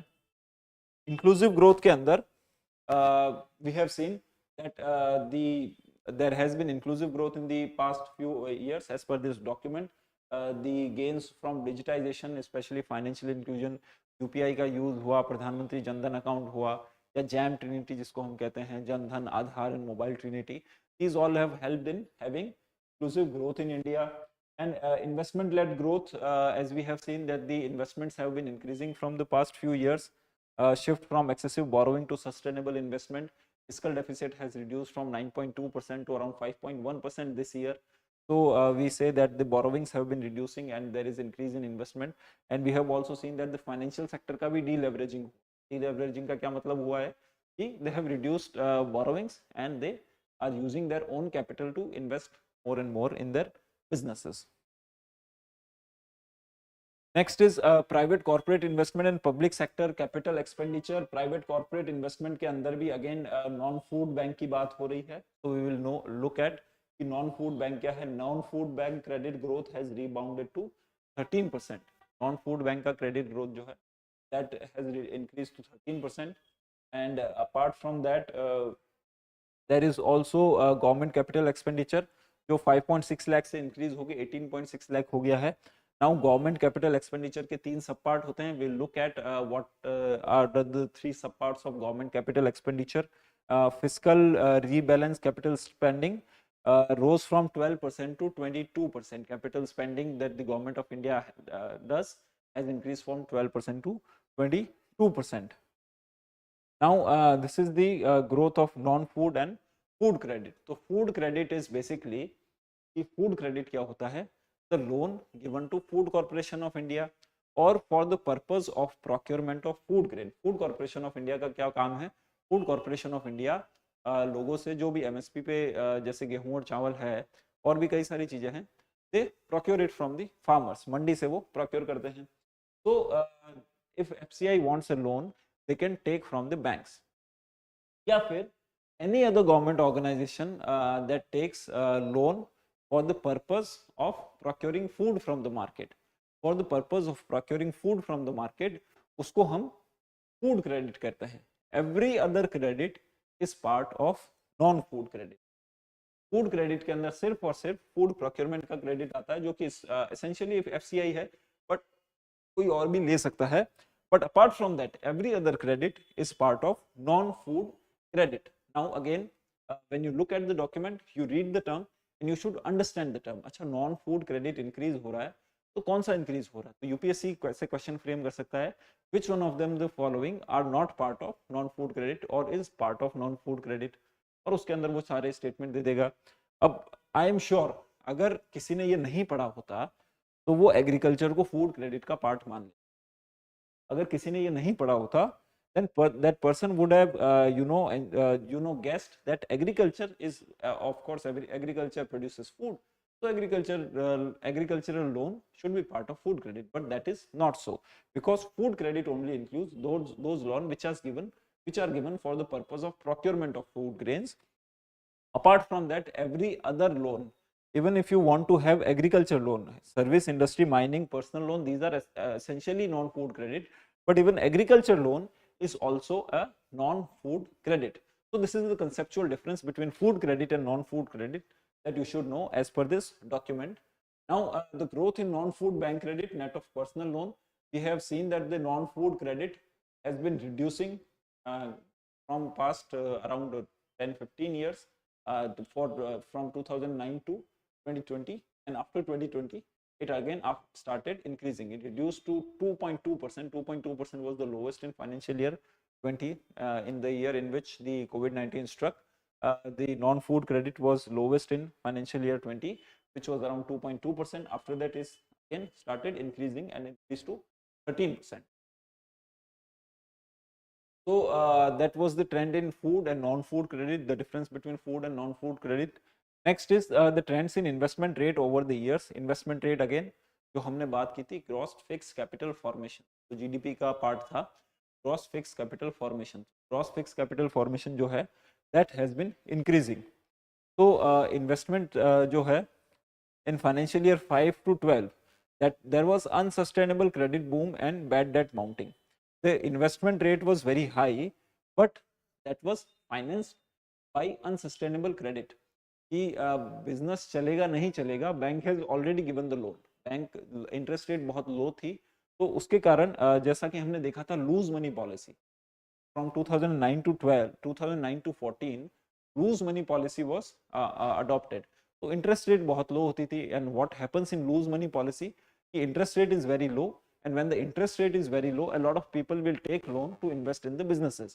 Now a lot of people took loan and invested in businesses, and as a result the rate of investment increased क्योंकि लोग invest तो कर ही रहे हैं, but the demand was not sustainable. This model was not sustainable क्योंकि अगर economy अगर grow नहीं कर रही है तो सिर्फ इन्वेस्टमेंट से वो ग्रो नहीं कर सकती है. कुछ फंडामेंटल्स होते हैं, उनको भी चेंज करना पड़ता है. For example tax reforms, labour reforms, infrastructure development, these are the things which ensure that the economic development is sustainable over a long period of time. So the investment rate was pretty high before financial year 14. It was more than 30%, but that was financed by loose money policy, and as a result a lot of bad debt mounted, and in after the financial year 14 the investment rate started decreasing and started came the lowest in financial year 21. It was 27%. But a lot of reforms were taken. Insolvency and bankruptcy code आया था, RBI ने भी बहुत सारे reforms लेके आए थे. CA frameworks, prompt corrective action framework को भी काफी strengthen किया गया था RBI का. तो ये सब सारी चीजें जब हुई तो उसके बाद में जो banks हैं they started they became reluctant to lend क्योंकि bad debts बहुत ज्यादा हो गए थे पिछले वाले. अभी हम देखेंगे कि NPAs कैसे फाइनेंशियल ईयर 18 तक NPAs बहुत बढ़ गए थे. आफ्टर दैट फाइनेंशियल ईयर 18 जब सारे रिफॉर्म्स आ गए, सारे बैंक्स के मतलब मॉनिटरिंग और ये सब स्ट्रांग हो गई, then again the NPAs started coming down, and when the NPAs started coming down, the banks also started increasing, banks have started increasing confidence in the businesses, और जैसे ही कॉन्फिडेंस वापस बढ़ने लगा, as a result the investment rate is also now started increasing.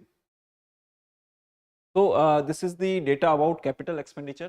Capital expenditure के अंदर तीन इसके अंदर है. First is capital expenditure by central government.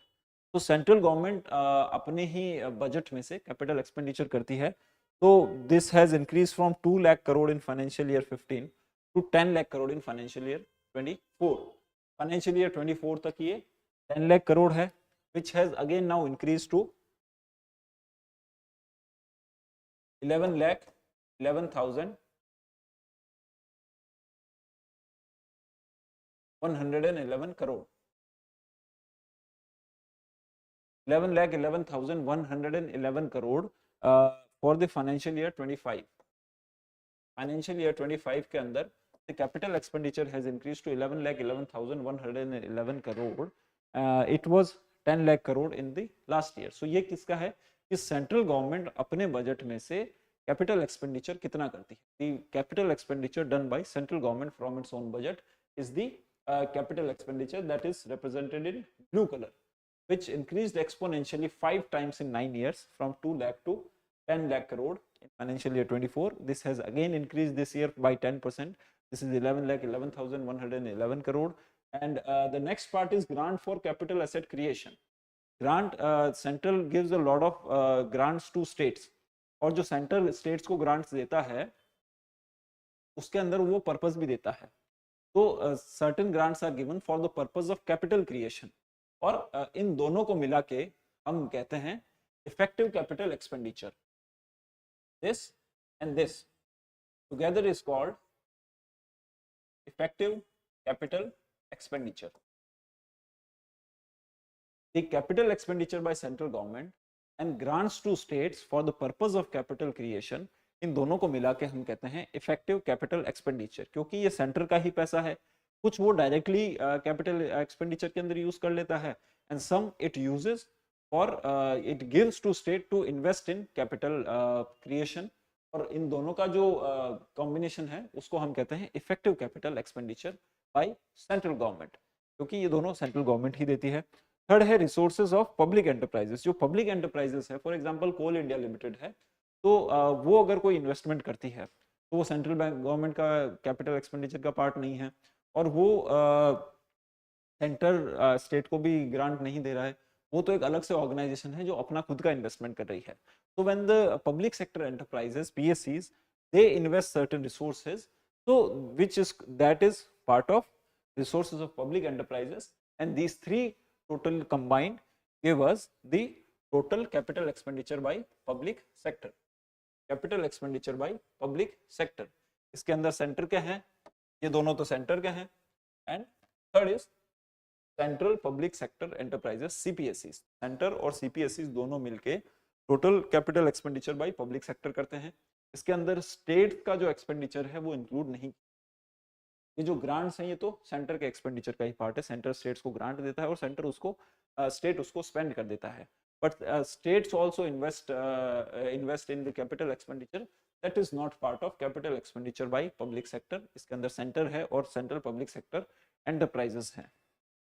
तो इन सब का मिला के जो हमने पहले देखा था कि total capital expenditure has increase to 18.6 lakh crore from 5.6 lakh crore just 9 years ago. तो 3 times इंक्रीज हो चुका है, एंड उसमें से सेंटर का शेयर जो सबसे बड़ा लाइन शेयर है, which was earlier 2 lakh crore, has increased 5 times to 10 lakh crore. Now household sector investment. Household sector के अंदर भी इन्वेस्टमेंट काफी बढ़ गया था, और एज अ रिजल्ट जो हाउसहोल्ड सेक्शन की प्राइसेस है, जैसे प्लॉट की प्राइस हो गई, फ्लैट्स की प्राइस हो गई, ये भी काफी इंक्रीज होने को हमें देखने को मिली थी. तो और रियल एस्टेट के अंदर इन्फ्लेशन भी काफी हाई आ गया था. Overall investment rate consistently surpassing the consistent surpassing of financial year 16 level relating to GDP. Investment rate जो है फाइनेंशियल ईयर 16 को वापस सरपास कर गया है. एक बार नीचे हुआ था, अब वापस it has increase and cross the financial year 16 level. उसके अंदर 3 सेक्टर्स हैं जो कंट्रीब्यूट करते हैं इन्वेस्टमेंट रेट के अंदर. पब्लिक है, प्राइवेट है और हाउसहोल्ड है. हमने देखा था एक तो गवर्नमेंट एक्सपेंडिचर था, और दूसरा प्राइवेट था, और तीसरा पब्लिक था. इसमें पब्लिक और प्राइवेट और हाउसहोल्ड के अंदर डिफरेंस क्या होता है? Public is by government. Public जो है वो तो गवर्नमेंट है. प्राइवेट क्या है? Companies, corporate. प्राइवेट है कॉर्पोरेट, और हाउसहोल्ड है आप और मैं. अगर हम कोई इन्वेस्टमेंट करते हैं दैट इज हाउसहोल्ड. इंडिविजुअल जो है हाउसहोल्ड है. तो UPSC कैन से कि प्राइवेट एक्सपेंडिचर का कौन सा पार्ट है, और उसके अंदर या फिर प्राइवेट इन्वेस्टमेंट का कौन सा पार्ट है, और उसके अंदर दे सकता है कि person buying buying land for himself for household purposes. तो जो अपने आप के लिए कुछ कर रहा है तो वो हाउसहोल्ड का पार्ट होगा, प्राइवेट का पार्ट नहीं होगा. प्राइवेट जो है वो प्राइवेट इंस्टीट्यूशंस की बात कर रहा है, कंपनीज की बात कर रहा है, कॉर्पोरेट्स की बात. तो दिस इज क्लियर. 3 तरह के सेक्टर्स है इसके अंदर इन्वेस्टमेंट रेट में. पब्लिक है, प्राइवेट है और हाउसहोल्ड्स है. नेक्स्ट इज एग्रीकल्चर सेक्टर के ग्रोथ रेट है. एग्रीकल्चर सेक्टर के अंदर we have seen that the agriculture sector constitutes 18% of gross value added.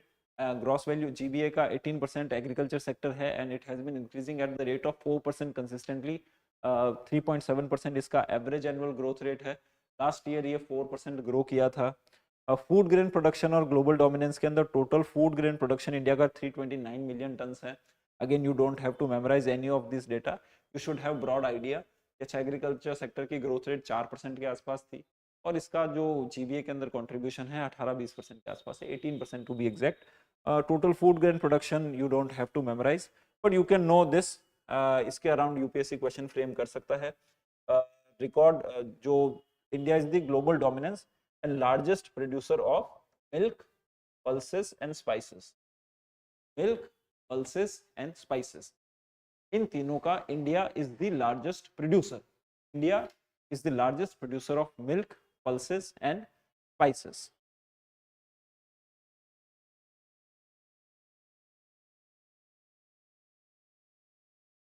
So this was the strategy by Government of India adopted to ensure that the agriculture sector also stays resilient. First तो MSP है, MSP को consistently increase किया गया, 22 crops के लिए MSP announce की जाती है। The 50% margin over the cost of production is used by the Government of India, और highest MSP increase was seen in lentil and rapeseed mustard. lentil और rapeseed mustard के अंदर हाईएस्ट एमएसपी इंक्रीज हमें देखने को मिली थी। Again UPSC can frame a question की हाईएस्ट इंक्रीज जो है वो बाजरा के अंदर, और या फिर they will talk about they will talk about बाजरा, गेहूं, राइस, किसे कुछ भी ऑप्शन दे सकता है। तो लेंटिल एंड रेपसीड मस्टर्ड जो है इनके अंदर हाईएस्ट इंक्रीज हमें देखने को मिला है। पॉलिसी इनिशिएटिव के अंदर पीएम किसान मानधन है, प्रधानमंत्री किसान सम्मान निधि है, प्रधानमंत्री फसल बीमा योजना है। किसान सम्मान निधि के अंदर the farmers are given 6,000 per year to the land holding farmers. हर साल 6,000 मिलते हैं, 2,000 की 3 इंस्टॉलमेंट्स के अंदर ये पैसा मिलता है। प्रधानमंत्री फसल बीमा योजना 55 करोड़ people are insured since 2016। Post harvest infrastructure and food security के लिए ये सब किया गया है। You do not have to know any of these for the purpose of UPSC prelims. एक चीज यू शुड नो कि प्रधानमंत्री गरीब कल्याण अन्न योजना extended for 5 years from January 1, and 5 years कब एंड होंगे 2028 के अंदर, 2024, 25, 26, 27 और 28, 2028 दिसंबर 2028 दिसंबर को जो है ये 5 ईयर्स का टर्म खत्म हो जाएगा। सो प्रधानमंत्री गरीब कल्याण अन्न योजना has been extended by 5 years from January 1, 2024 to 31st December 2028. Future challenges and innovation. Innovation के अंदर फ्यूचर चैलेंजेस कुछ हैं, और Indians have to continue to innovate to ensure that the Indian economy stays relevant in the future, coming future also. Policy consistency होनी चाहिए, और industrial growth rate भी India has witness 7.1% industrial growth rate per annum despite financial year 21 contraction. Robust 8% growth rate भी देखने को मिली थी। Multipronged reforms driving industrial sector, make in India and PLI scheme. Make in India जो है PLI scheme is implemented in 14 sector, 14 sectors के अंदर PLI scheme है। ये डेटा आप याद रख सकते हैं, उससे ज़्यादा इसके अंदर कुछ ज़्यादा याद रखने का है नहीं। पीएलआई स्कीम्स के कुछ अचीवमेंट्स है। Exports exceeded 3.4 lakh crore. Startup ecosystem, you should know that there are around 1.14 lakh startups in India, creation of more than 12 lakh jobs every year, 6.3 million transactions on the open network digital commerce. Open network digital commerce क्या होता है? We will read about it in the future classes. ONDC, should know about what is ONDC. ONDC has been in news a lot in recent months. तो ONDC के बारे में भी आपको पता होना चाहिए।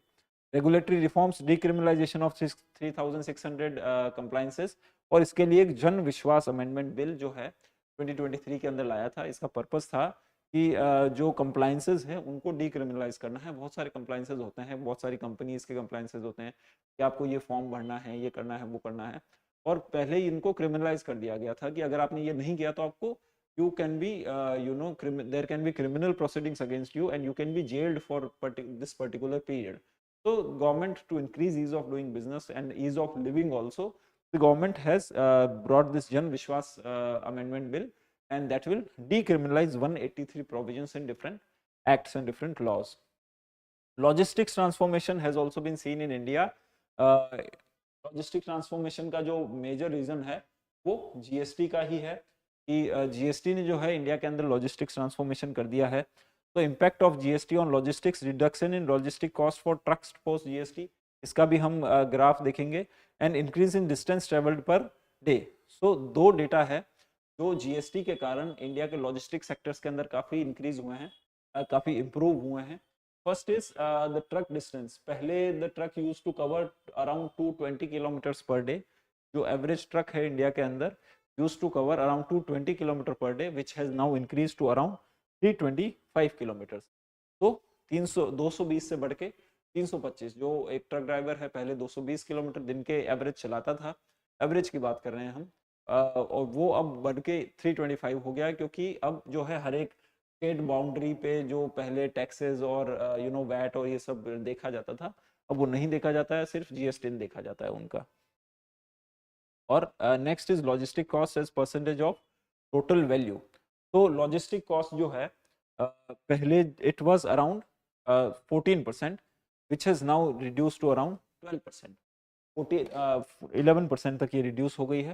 Now why is it important? क्योंकि गवर्नमेंट ऑफ इंडिया का जो लॉजिस्टिक्स पॉलिसी है और गवर्नमेंट ऑफ इंडिया का टारगेट है कि इसको 14% से रिड्यूस करके, ये पहले 14% के आसपास था, अभी 11% के आसपास आ चुका है, and target is to reduce is to 8%। Government of India का टारगेट है कि लॉजिस्टिक्स कॉस्ट को जो है वो 8% तक रिड्यूस कर देना है, क्योंकि यूएसए का भी जो लॉजिस्टिक्स कॉस्ट है दैट इज अराउंड 7 to 8%।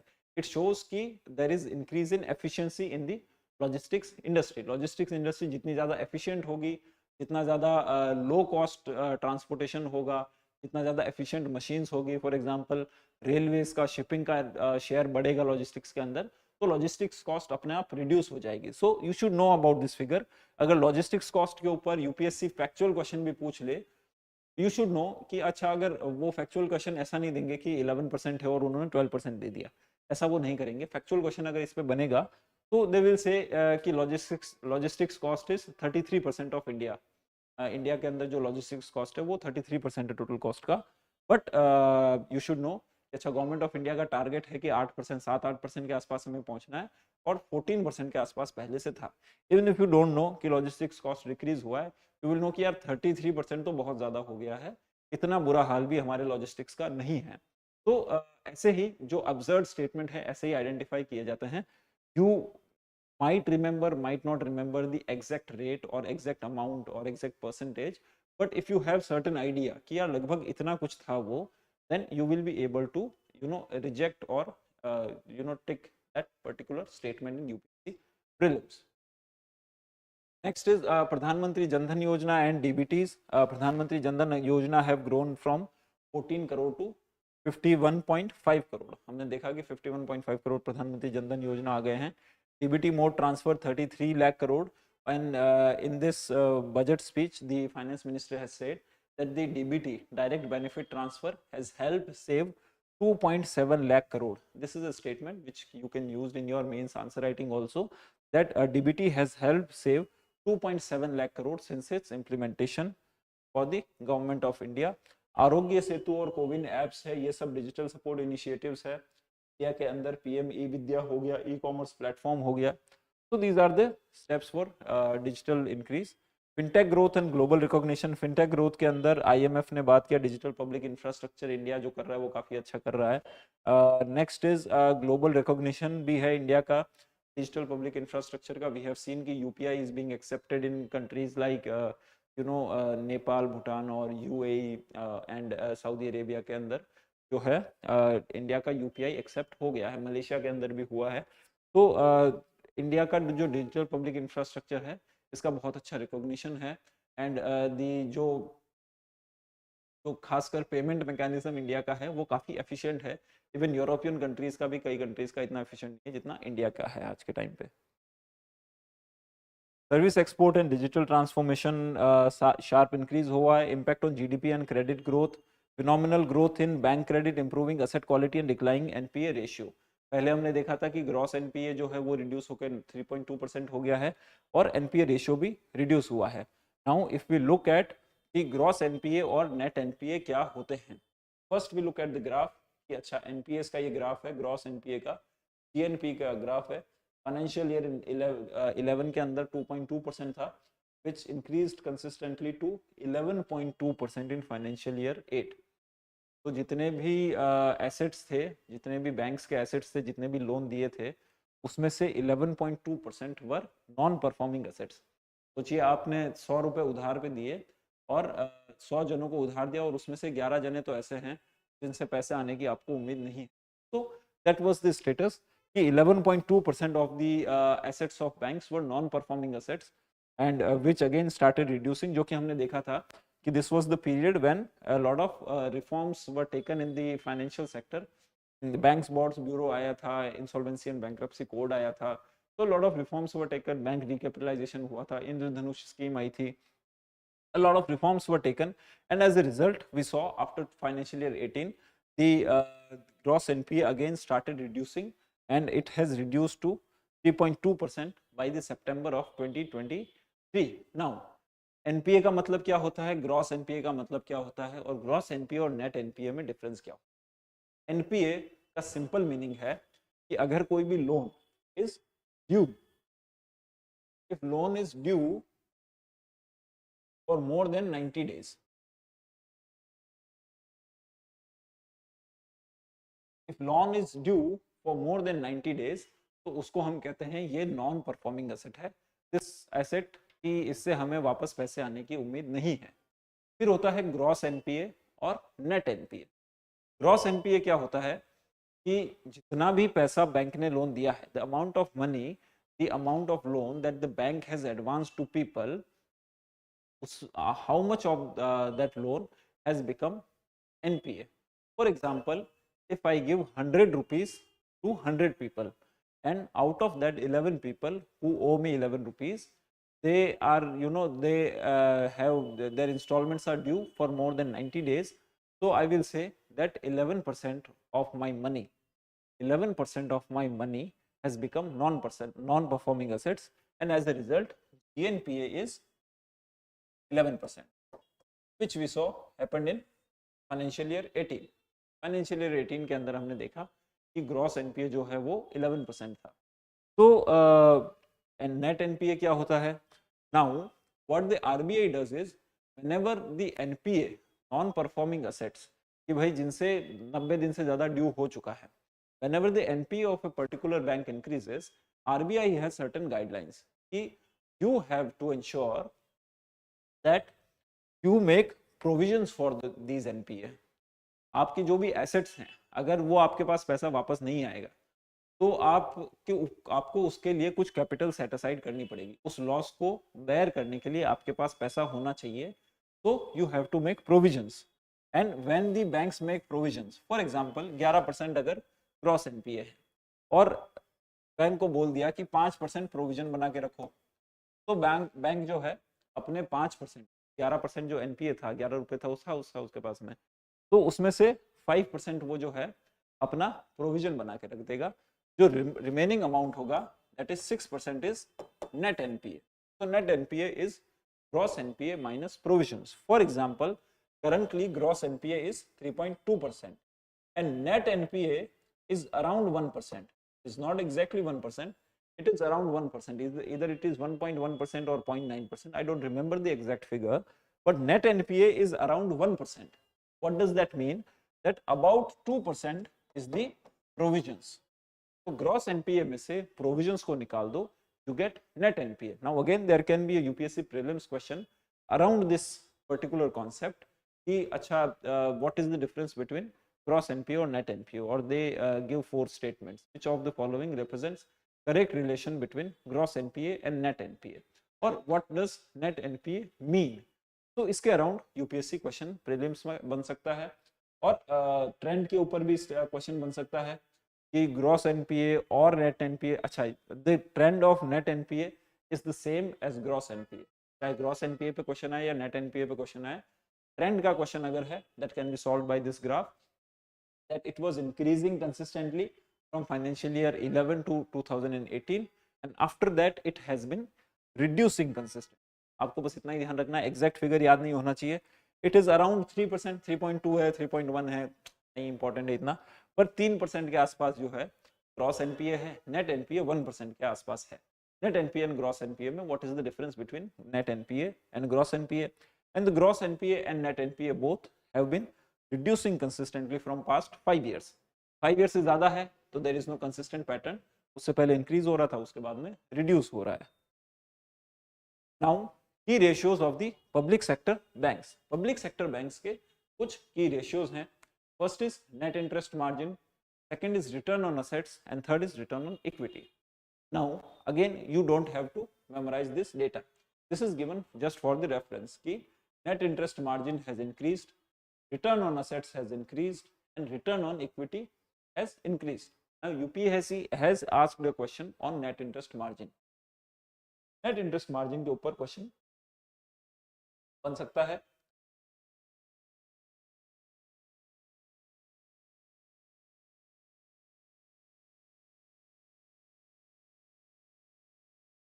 तो नेट इंटरेस्ट मार्जिन के ऊपर क्वेश्चन बन सकता है, because net interest margin was in news recently. HDFC Bank's net interest margin reduced, and as a result 1 lakh crore rupees of the shares of HDFC Bank were sold out, and a lot of money went out of India, and there was a fall in Sensex, 2% fall in Sensex in single day, which was highest in past 1.5 years. The highest fall in Sensex in past 1.5 years was seen in this January 2024, and one of the reasons, there were a lot of reasons, but one of the reasons was fall in net interest margin of HDFC Bank. तो net interest margin क्या होता है, we will see. तो net interest margin जितना ज़्यादा हो उतना अच्छा होता है, तो we see that net interest margin जो है वो बढ़ रहा है 2013-14 से 22-23 तक it has been increasing. There is return on assets and there is return on equity. Return on equity is basically the capital employed by the owners. Whoever is owner of a bank has employed certain capital, and the return on that capital is return on equity. Return on asset is total capital, not just my own capital, but also the money I have borrowed from the market. For example, I have 50 rupees. I have 50 rupees, or I have invested this rupee into a bank, and I earned 5 rupees. I earned 5 rupees. ये मेरी earning है. So the return on equity is 5 upon 50 equals to 10%. So the return on equity will be 10%. Now the next thing is return on assets. But I have not invested only the money that I have. I have also taken loan from the market. So 50 rupees I had on myself, and 50 rupees I took a loan from the State Bank of, or loan from the people. So I took 50 rupees loan also. Now the total investment is 100. This is total assets. 100 rupees would be total assets, and the earnings remains the same, rupees 5. Now what is return on assets? Return on assets is 5 upon 100 equals to 5%. So return on assets, you will see, is lower than the return of equity, because the earnings, the numerator in both the cases is same, 5. The denominator in return on equity is lower than return on assets, because assets include equity as well as borrowings.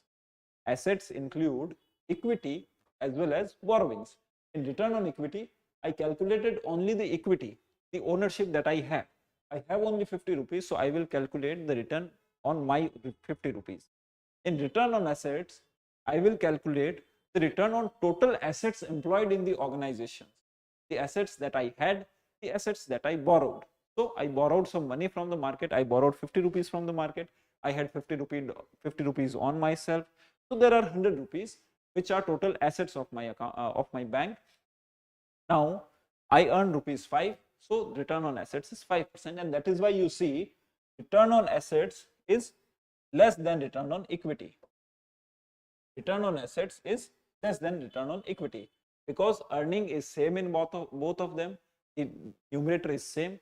The denominator in return on equity is lower, because banks borrow a lot of money from the market. For example, we have saving account, and saving account is the borrowing for the bank, because we have given that money to the bank.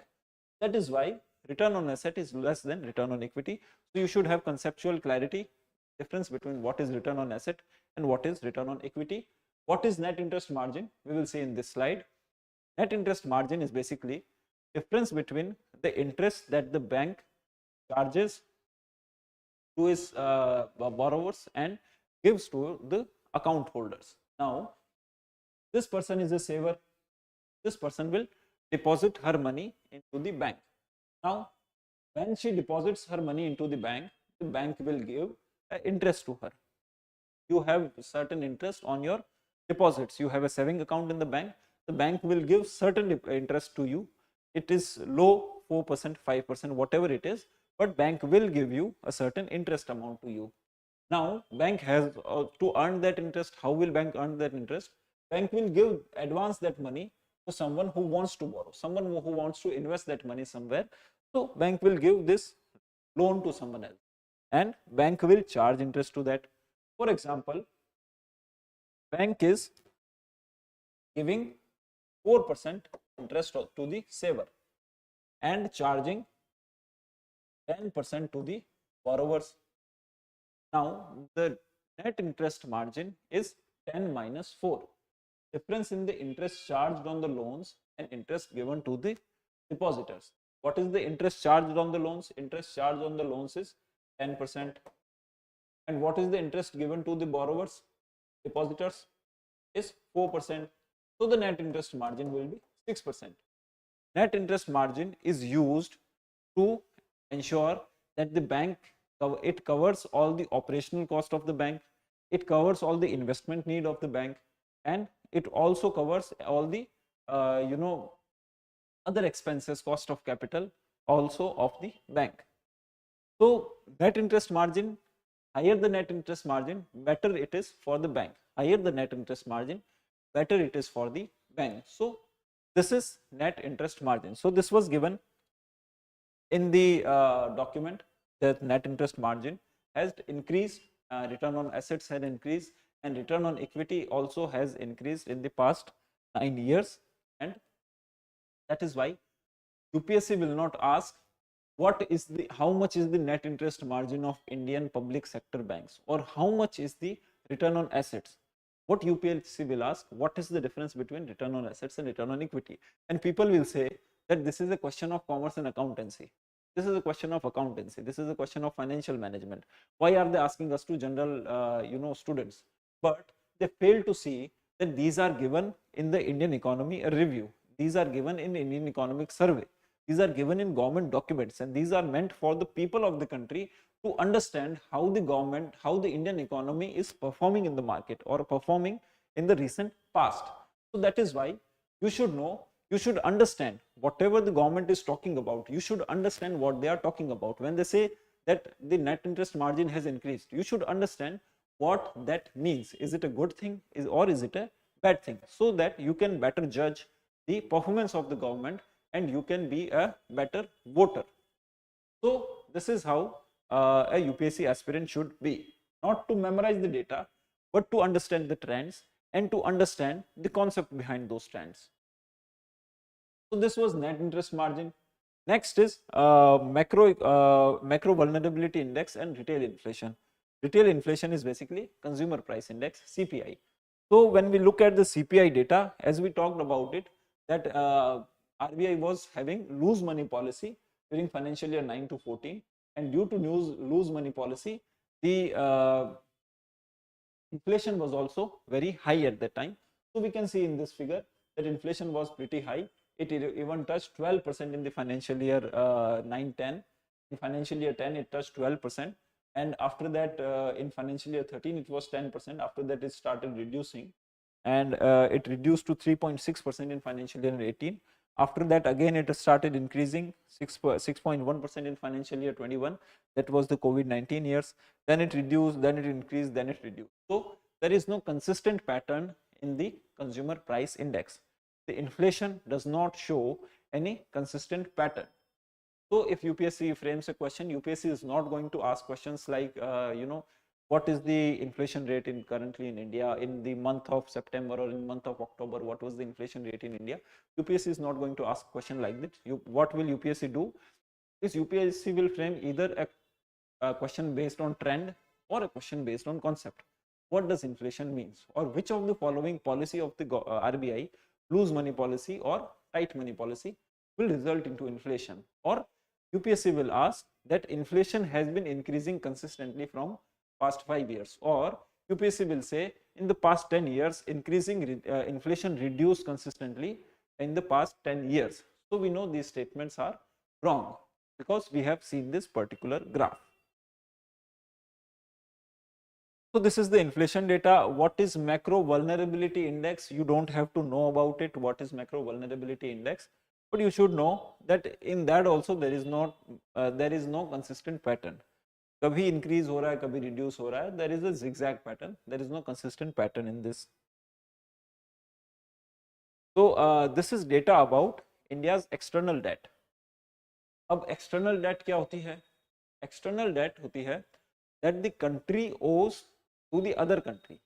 If India has taken a loan in US dollar or in yen or in renminbi or in pound or in euro, so if India has taken a loan in foreign currency and India has to repay it back, then that is a external loan. India के अंदर का loan नहीं है, बाहर से loan दिया है, चाहे रुपीज में भी लिया हो. Masala bond is also an external bond, external borrowings. तो एक्सटर्नल डेट जो है इंडिया की, उसका ये डेटा है कि जो एक्सटर्नल डेट है which is around $635 billion.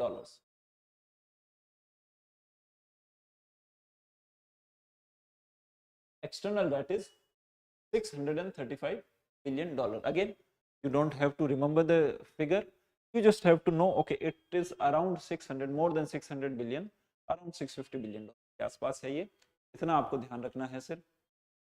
Now external debt का मतलब क्या होता है? Again, it is not owed by government alone, it is owed by government as well as the private sector. ये गवर्नमेंट की अकेले की उधारी नहीं है, ना तो गवर्नमेंट ऑफ इंडिया की, ना ही स्टेट गवर्नमेंट्स की. इसके अंदर प्राइवेट सेक्टर के लोन्स भी इंक्लूडेड है. For example, if Adani enterprises borrows money from the New York Stock Exchange by issuing bonds there, then that is also part of external debt. That is also part of external debt. तो external debt जो है उसके अंदर सिर्फ public sector का नहीं, private sector का पैसा भी, डेट भी इंक्लूडेड होता है. So the external debt is $635 billion. The first figure is about the external debt itself. External debt was around $400 billion in financial year in 2013, which has increased to $635 billion in 2024. In 2024, it has increased to $635 billion. Next is external debt to GDP ratio. What is the percentage of external debt to GDP ratio, or how much India produces in a year and how much it owes to the outside world in that particular year? So debt to GDP ratio, we know that it is around 70%. 60% से भी ज़्यादा है. 60% is the target as per the FRBM Act. 2024-25 तक India should achieve 60% debt to GDP ratio. But debt के अंदर भी external debt to GDP ratio क्या है? External debt to GDP ratio was around 14-15%, and as we can see here, it was 22.4% March 2013. The external debt to GDP ratio, external debt as a ratio to GDP, fell to 18.6%. So it was 22% in financial year 2013, and it has reduced to 18.6%. तो external debt to GDP ratio जो है वो 20% के आसपास है, इतना आपको पता होना चाहिए. और वो बहुत ज़्यादा ऊपर या बहुत ज़्यादा नीचे नहीं हुआ है, कोई कंसिस्टेंट पैटर्न नहीं है, कभी बढ़ता है कभी कम होता है. बट पिछले 10 साल में वो it has reduced from 23% to around 18%. If you do not remember 18%, just remember about 1/5 of the GDP is the external debt to GDP ratio. 20% के आसपास external debt to GDP ratio है. 600 बिलियन से ज्यादा India का total external debt है. This is that you should know. In external debt also there is third figure, FER to ED. FER is foreign exchange reserves. Foreign exchange reserves to ED. Now, why is this important? Because it shows, does India have enough reserves to pay off its own debt? India has certain debt in the market. Does India have enough reserves to pay off its own debt? So the foreign exchange reserves to external debt was around 71% in 2013. 2013 foreign exchange reserves to external debt was around 71%. It has increased and today it is 98%. Today foreign exchange reserves to external debt is 98%. Foreign exchange reserve जो है वो 623 billion मतलब 620 billion के आसपास है forex reserve. So forex reserves are very close to total external debt of India. 2% थोड़ा increase हो जाए then India will cover all the external debt by its own forex reserves. So forex reserves to external debt it has increased and it is a good thing. India has enough reserves to pay off its own debt. Next is short term external debt to TED. T is total external debt. Short term external debt to TED. So short term external debt to TED was again around 20% and it has reduced to around 16%.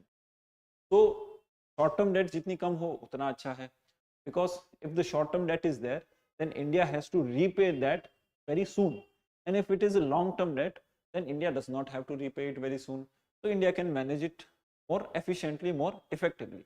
So short term debt का share जितना कम हो उतना अच्छा है. Again how much it is around 15 to 20%. It is around 15 to 20%. इतना ध्यान रखना है. Now how can UPSC ask questions in these statements? UPSC कैसे पूछ सकता है? UPSC बोल देगा कि the short term borrowings of India is the majority borrowings, the majority of the external debts in India are of short term in nature. Now this will be a wrong statement because we know it is around 15 to 20%, or forex reserves of India cover only 50% of the external debt. So people will say this is a very factual question. This is not a factual question. You should know that the forex reserves have been increasing from the past 10 years and this is an important figure, and you should know okay they are almost close to 100%. You do not know the exact figure, but you know they are almost close to 100% and India now has enough reserves to repay her own debt. And you should know about the external debt to GDP ratio also. Debt to GDP ratio is very high, is around 70%, 67 or 68%, I don't remember the figure, but it is around 70%, but external debt is only 18%. External debt to GDP ratio is only 18%. So this was the data about external debt, or the trends about external debt that you should know. Next is the Skill India mission. In Skill India mission, over 59 lakh women were certified, constituting more than 40% of the total. So in Pradhan Mantri Kaushal Vikas Yojana, women share is 40%. It is less than 50%. UPSC has a habit of creating statements like share of women in this particular scheme is more than 40% or more than less than 50%. So UPSC has a habit of making statements like this. So in Kaushal Vikas Yojana, the share of women is 40% only. So it is less than 50%. You don't again have to remember 40%. You just have to remember it is less than 50%. Majority of the beneficiary of Pradhan Mantri Kaushal Vikas Yojana are men. Women in Digital India, 53% of PMG Disha beneficiary are women. Now PMG Disha is a scheme by Government of India और उसके अंदर 53% are women. उसके अंदर 53% are women. प्रधानमंत्री Jan Dhan account के अंदर भी more than 50% are women. Now comes the India's external sector. Merchandise trade, India had a record high of $451 billion of exports. India exported $451 billion. $400 billion का target था for financial year 2022, which India exceeded in the financial year 2022, and by financial year 2023 it is $451 billion. Merchandise exports rose over by 50%. Service exports increased by 120%. Service exports पहले से ही बहुत ज़्यादा थे, वो और increase हो गए. Export diversification भी हो रहा है इंडिया के अंदर, and we have seen कि India's external sector के अंदर knowledge industry, service industry, software industry, banking, financial services industry, hospitality, इसके अंदर India is the one of the largest exporters in the world. Current account and capital account. Current account और capital account में difference क्या होता है? We will study when we do the budget India's current account balance improved. Current account balance कैसे improve होता है? जब exports increase हो और इंपोर्ट्स उससे कम इंक्रीज हो या फिर इंपोर्ट्स रिड्यूस हो. तो 17.5 बिलियन डॉलर तक करंट अकाउंट डेफिसिट इंडिया का गिर गया था. करंट अकाउंट डेफिसिट जितना कम हो उतना अच्छा है. Foreign direct investment, India remains the preferred destination of FDI in the world despite economic challenges all around the world. Various measures include opening sector 100% FDI. 100% FDI काफी सारे sectors के अंदर कर दिया है इंडिया ने. Rupee stability and foreign exchange reserves. Foreign exchange reserves ये देखिए आप 623 बिलियन डॉलर्स. इंडिया के फॉरेक्स रिजर्व जो हैं 623 बिलियन डॉलर्स है एज पर सितंबर 2023, जहाँ तक मुझे याद है ये. तो जो भी एक्सटर्नल डेट है उसका 98% है. External debt is 630 something and forex reserves is 620.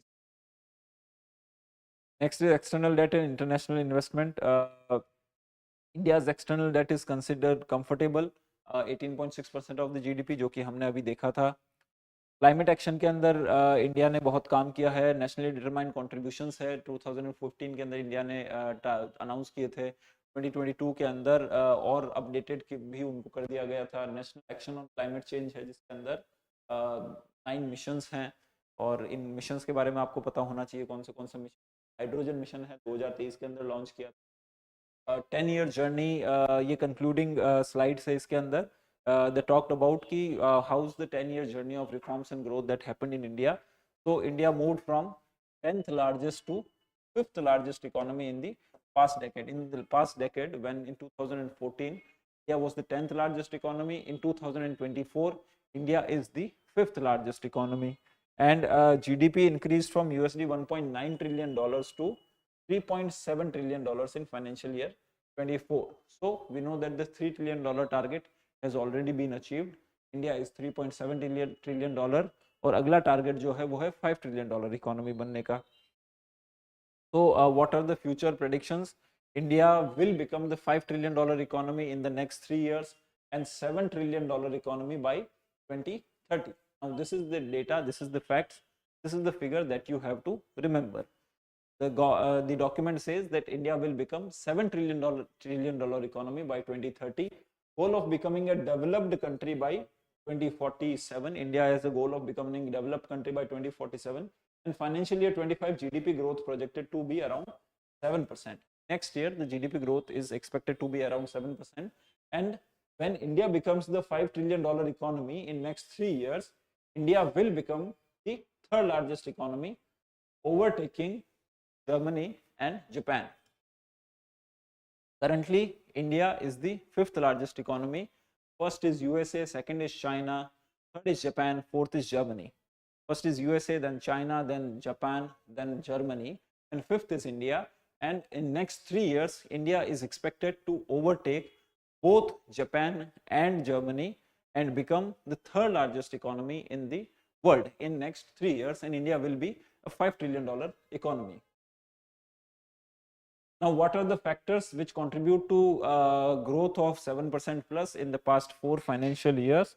First is PT physical infrastructure development, जो कि हमने देखा है 2 लाख करोड़ to 10 लाख करोड़ इंडिया का कैपिटल एक्सपेंडिचर बढ़ गया था. Strengthened balance sheets through in the IBC insolvency and bankruptcy code के through balance sheet strengthens हो गई थी. That we saw reduction in gross NPA and net NPA of the banks.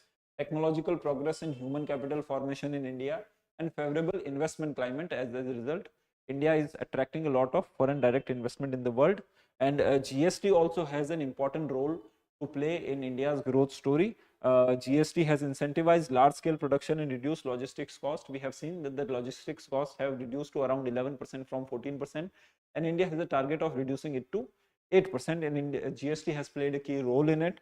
And the expansion of the tax base. Now tax base again is a term used in this document. तो tax base का क्या मतलब होता है? Tax base का मतलब होता है the total number of transactions and people which are covered under the tax net of the country. The total number of transactions and people. For example, if I buy a mobile phone from Flipkart, then I have to pay GST on it. And when I pay GST, that means the transaction is part of tax base. If I earn 10 lakh rupees in a year, that means I have to pay income tax, and if I pay income tax, I am part of the tax base. Similarly, if a farmer is earning money, farmer does not pay tax, then that farmer is not included in the tax base.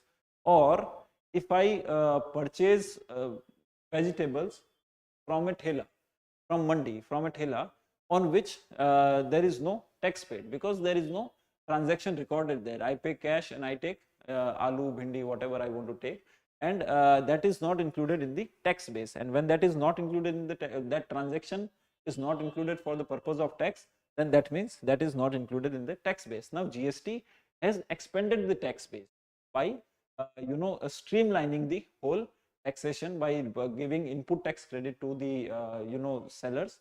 So as a result, the tax base has increased, and number of people who are paying tax has also increased. It was around 3.5 crore before the GST indirect taxes, and which has increased to more than 7 crore people who are registered under GST and paying taxes continuously. So this is it for this class. Now again, the focus of this class, again a lot of content in this class was not useful for the purpose of prelims, but it was included because it was part of the government document. But again, the purpose of this class was not to memorize everything that was there in this class. There were certain facts which I told you that you have to remember this particular facts. Those are the only facts that you have to remember. Apart from that, you just look at the graphs, you save this PPT. We will give you it in the description box below. You save this PPT, and after that you just look at the graph, okay, and you look at the trends. What are the trends? Is it increasing consistently? Is it reducing consistently? Is it stagnant? You look at the trends, and you look at the terms. What are the terms used in this particular document, and do you understand those terms? If you understand those terms and you are able to solve a objective multiple choice question, then you are good to go. You don't need to do more than that. If you understand every word that was said in this class, and if you did not know, there were new terms that you came to know, then this class was very productive for you.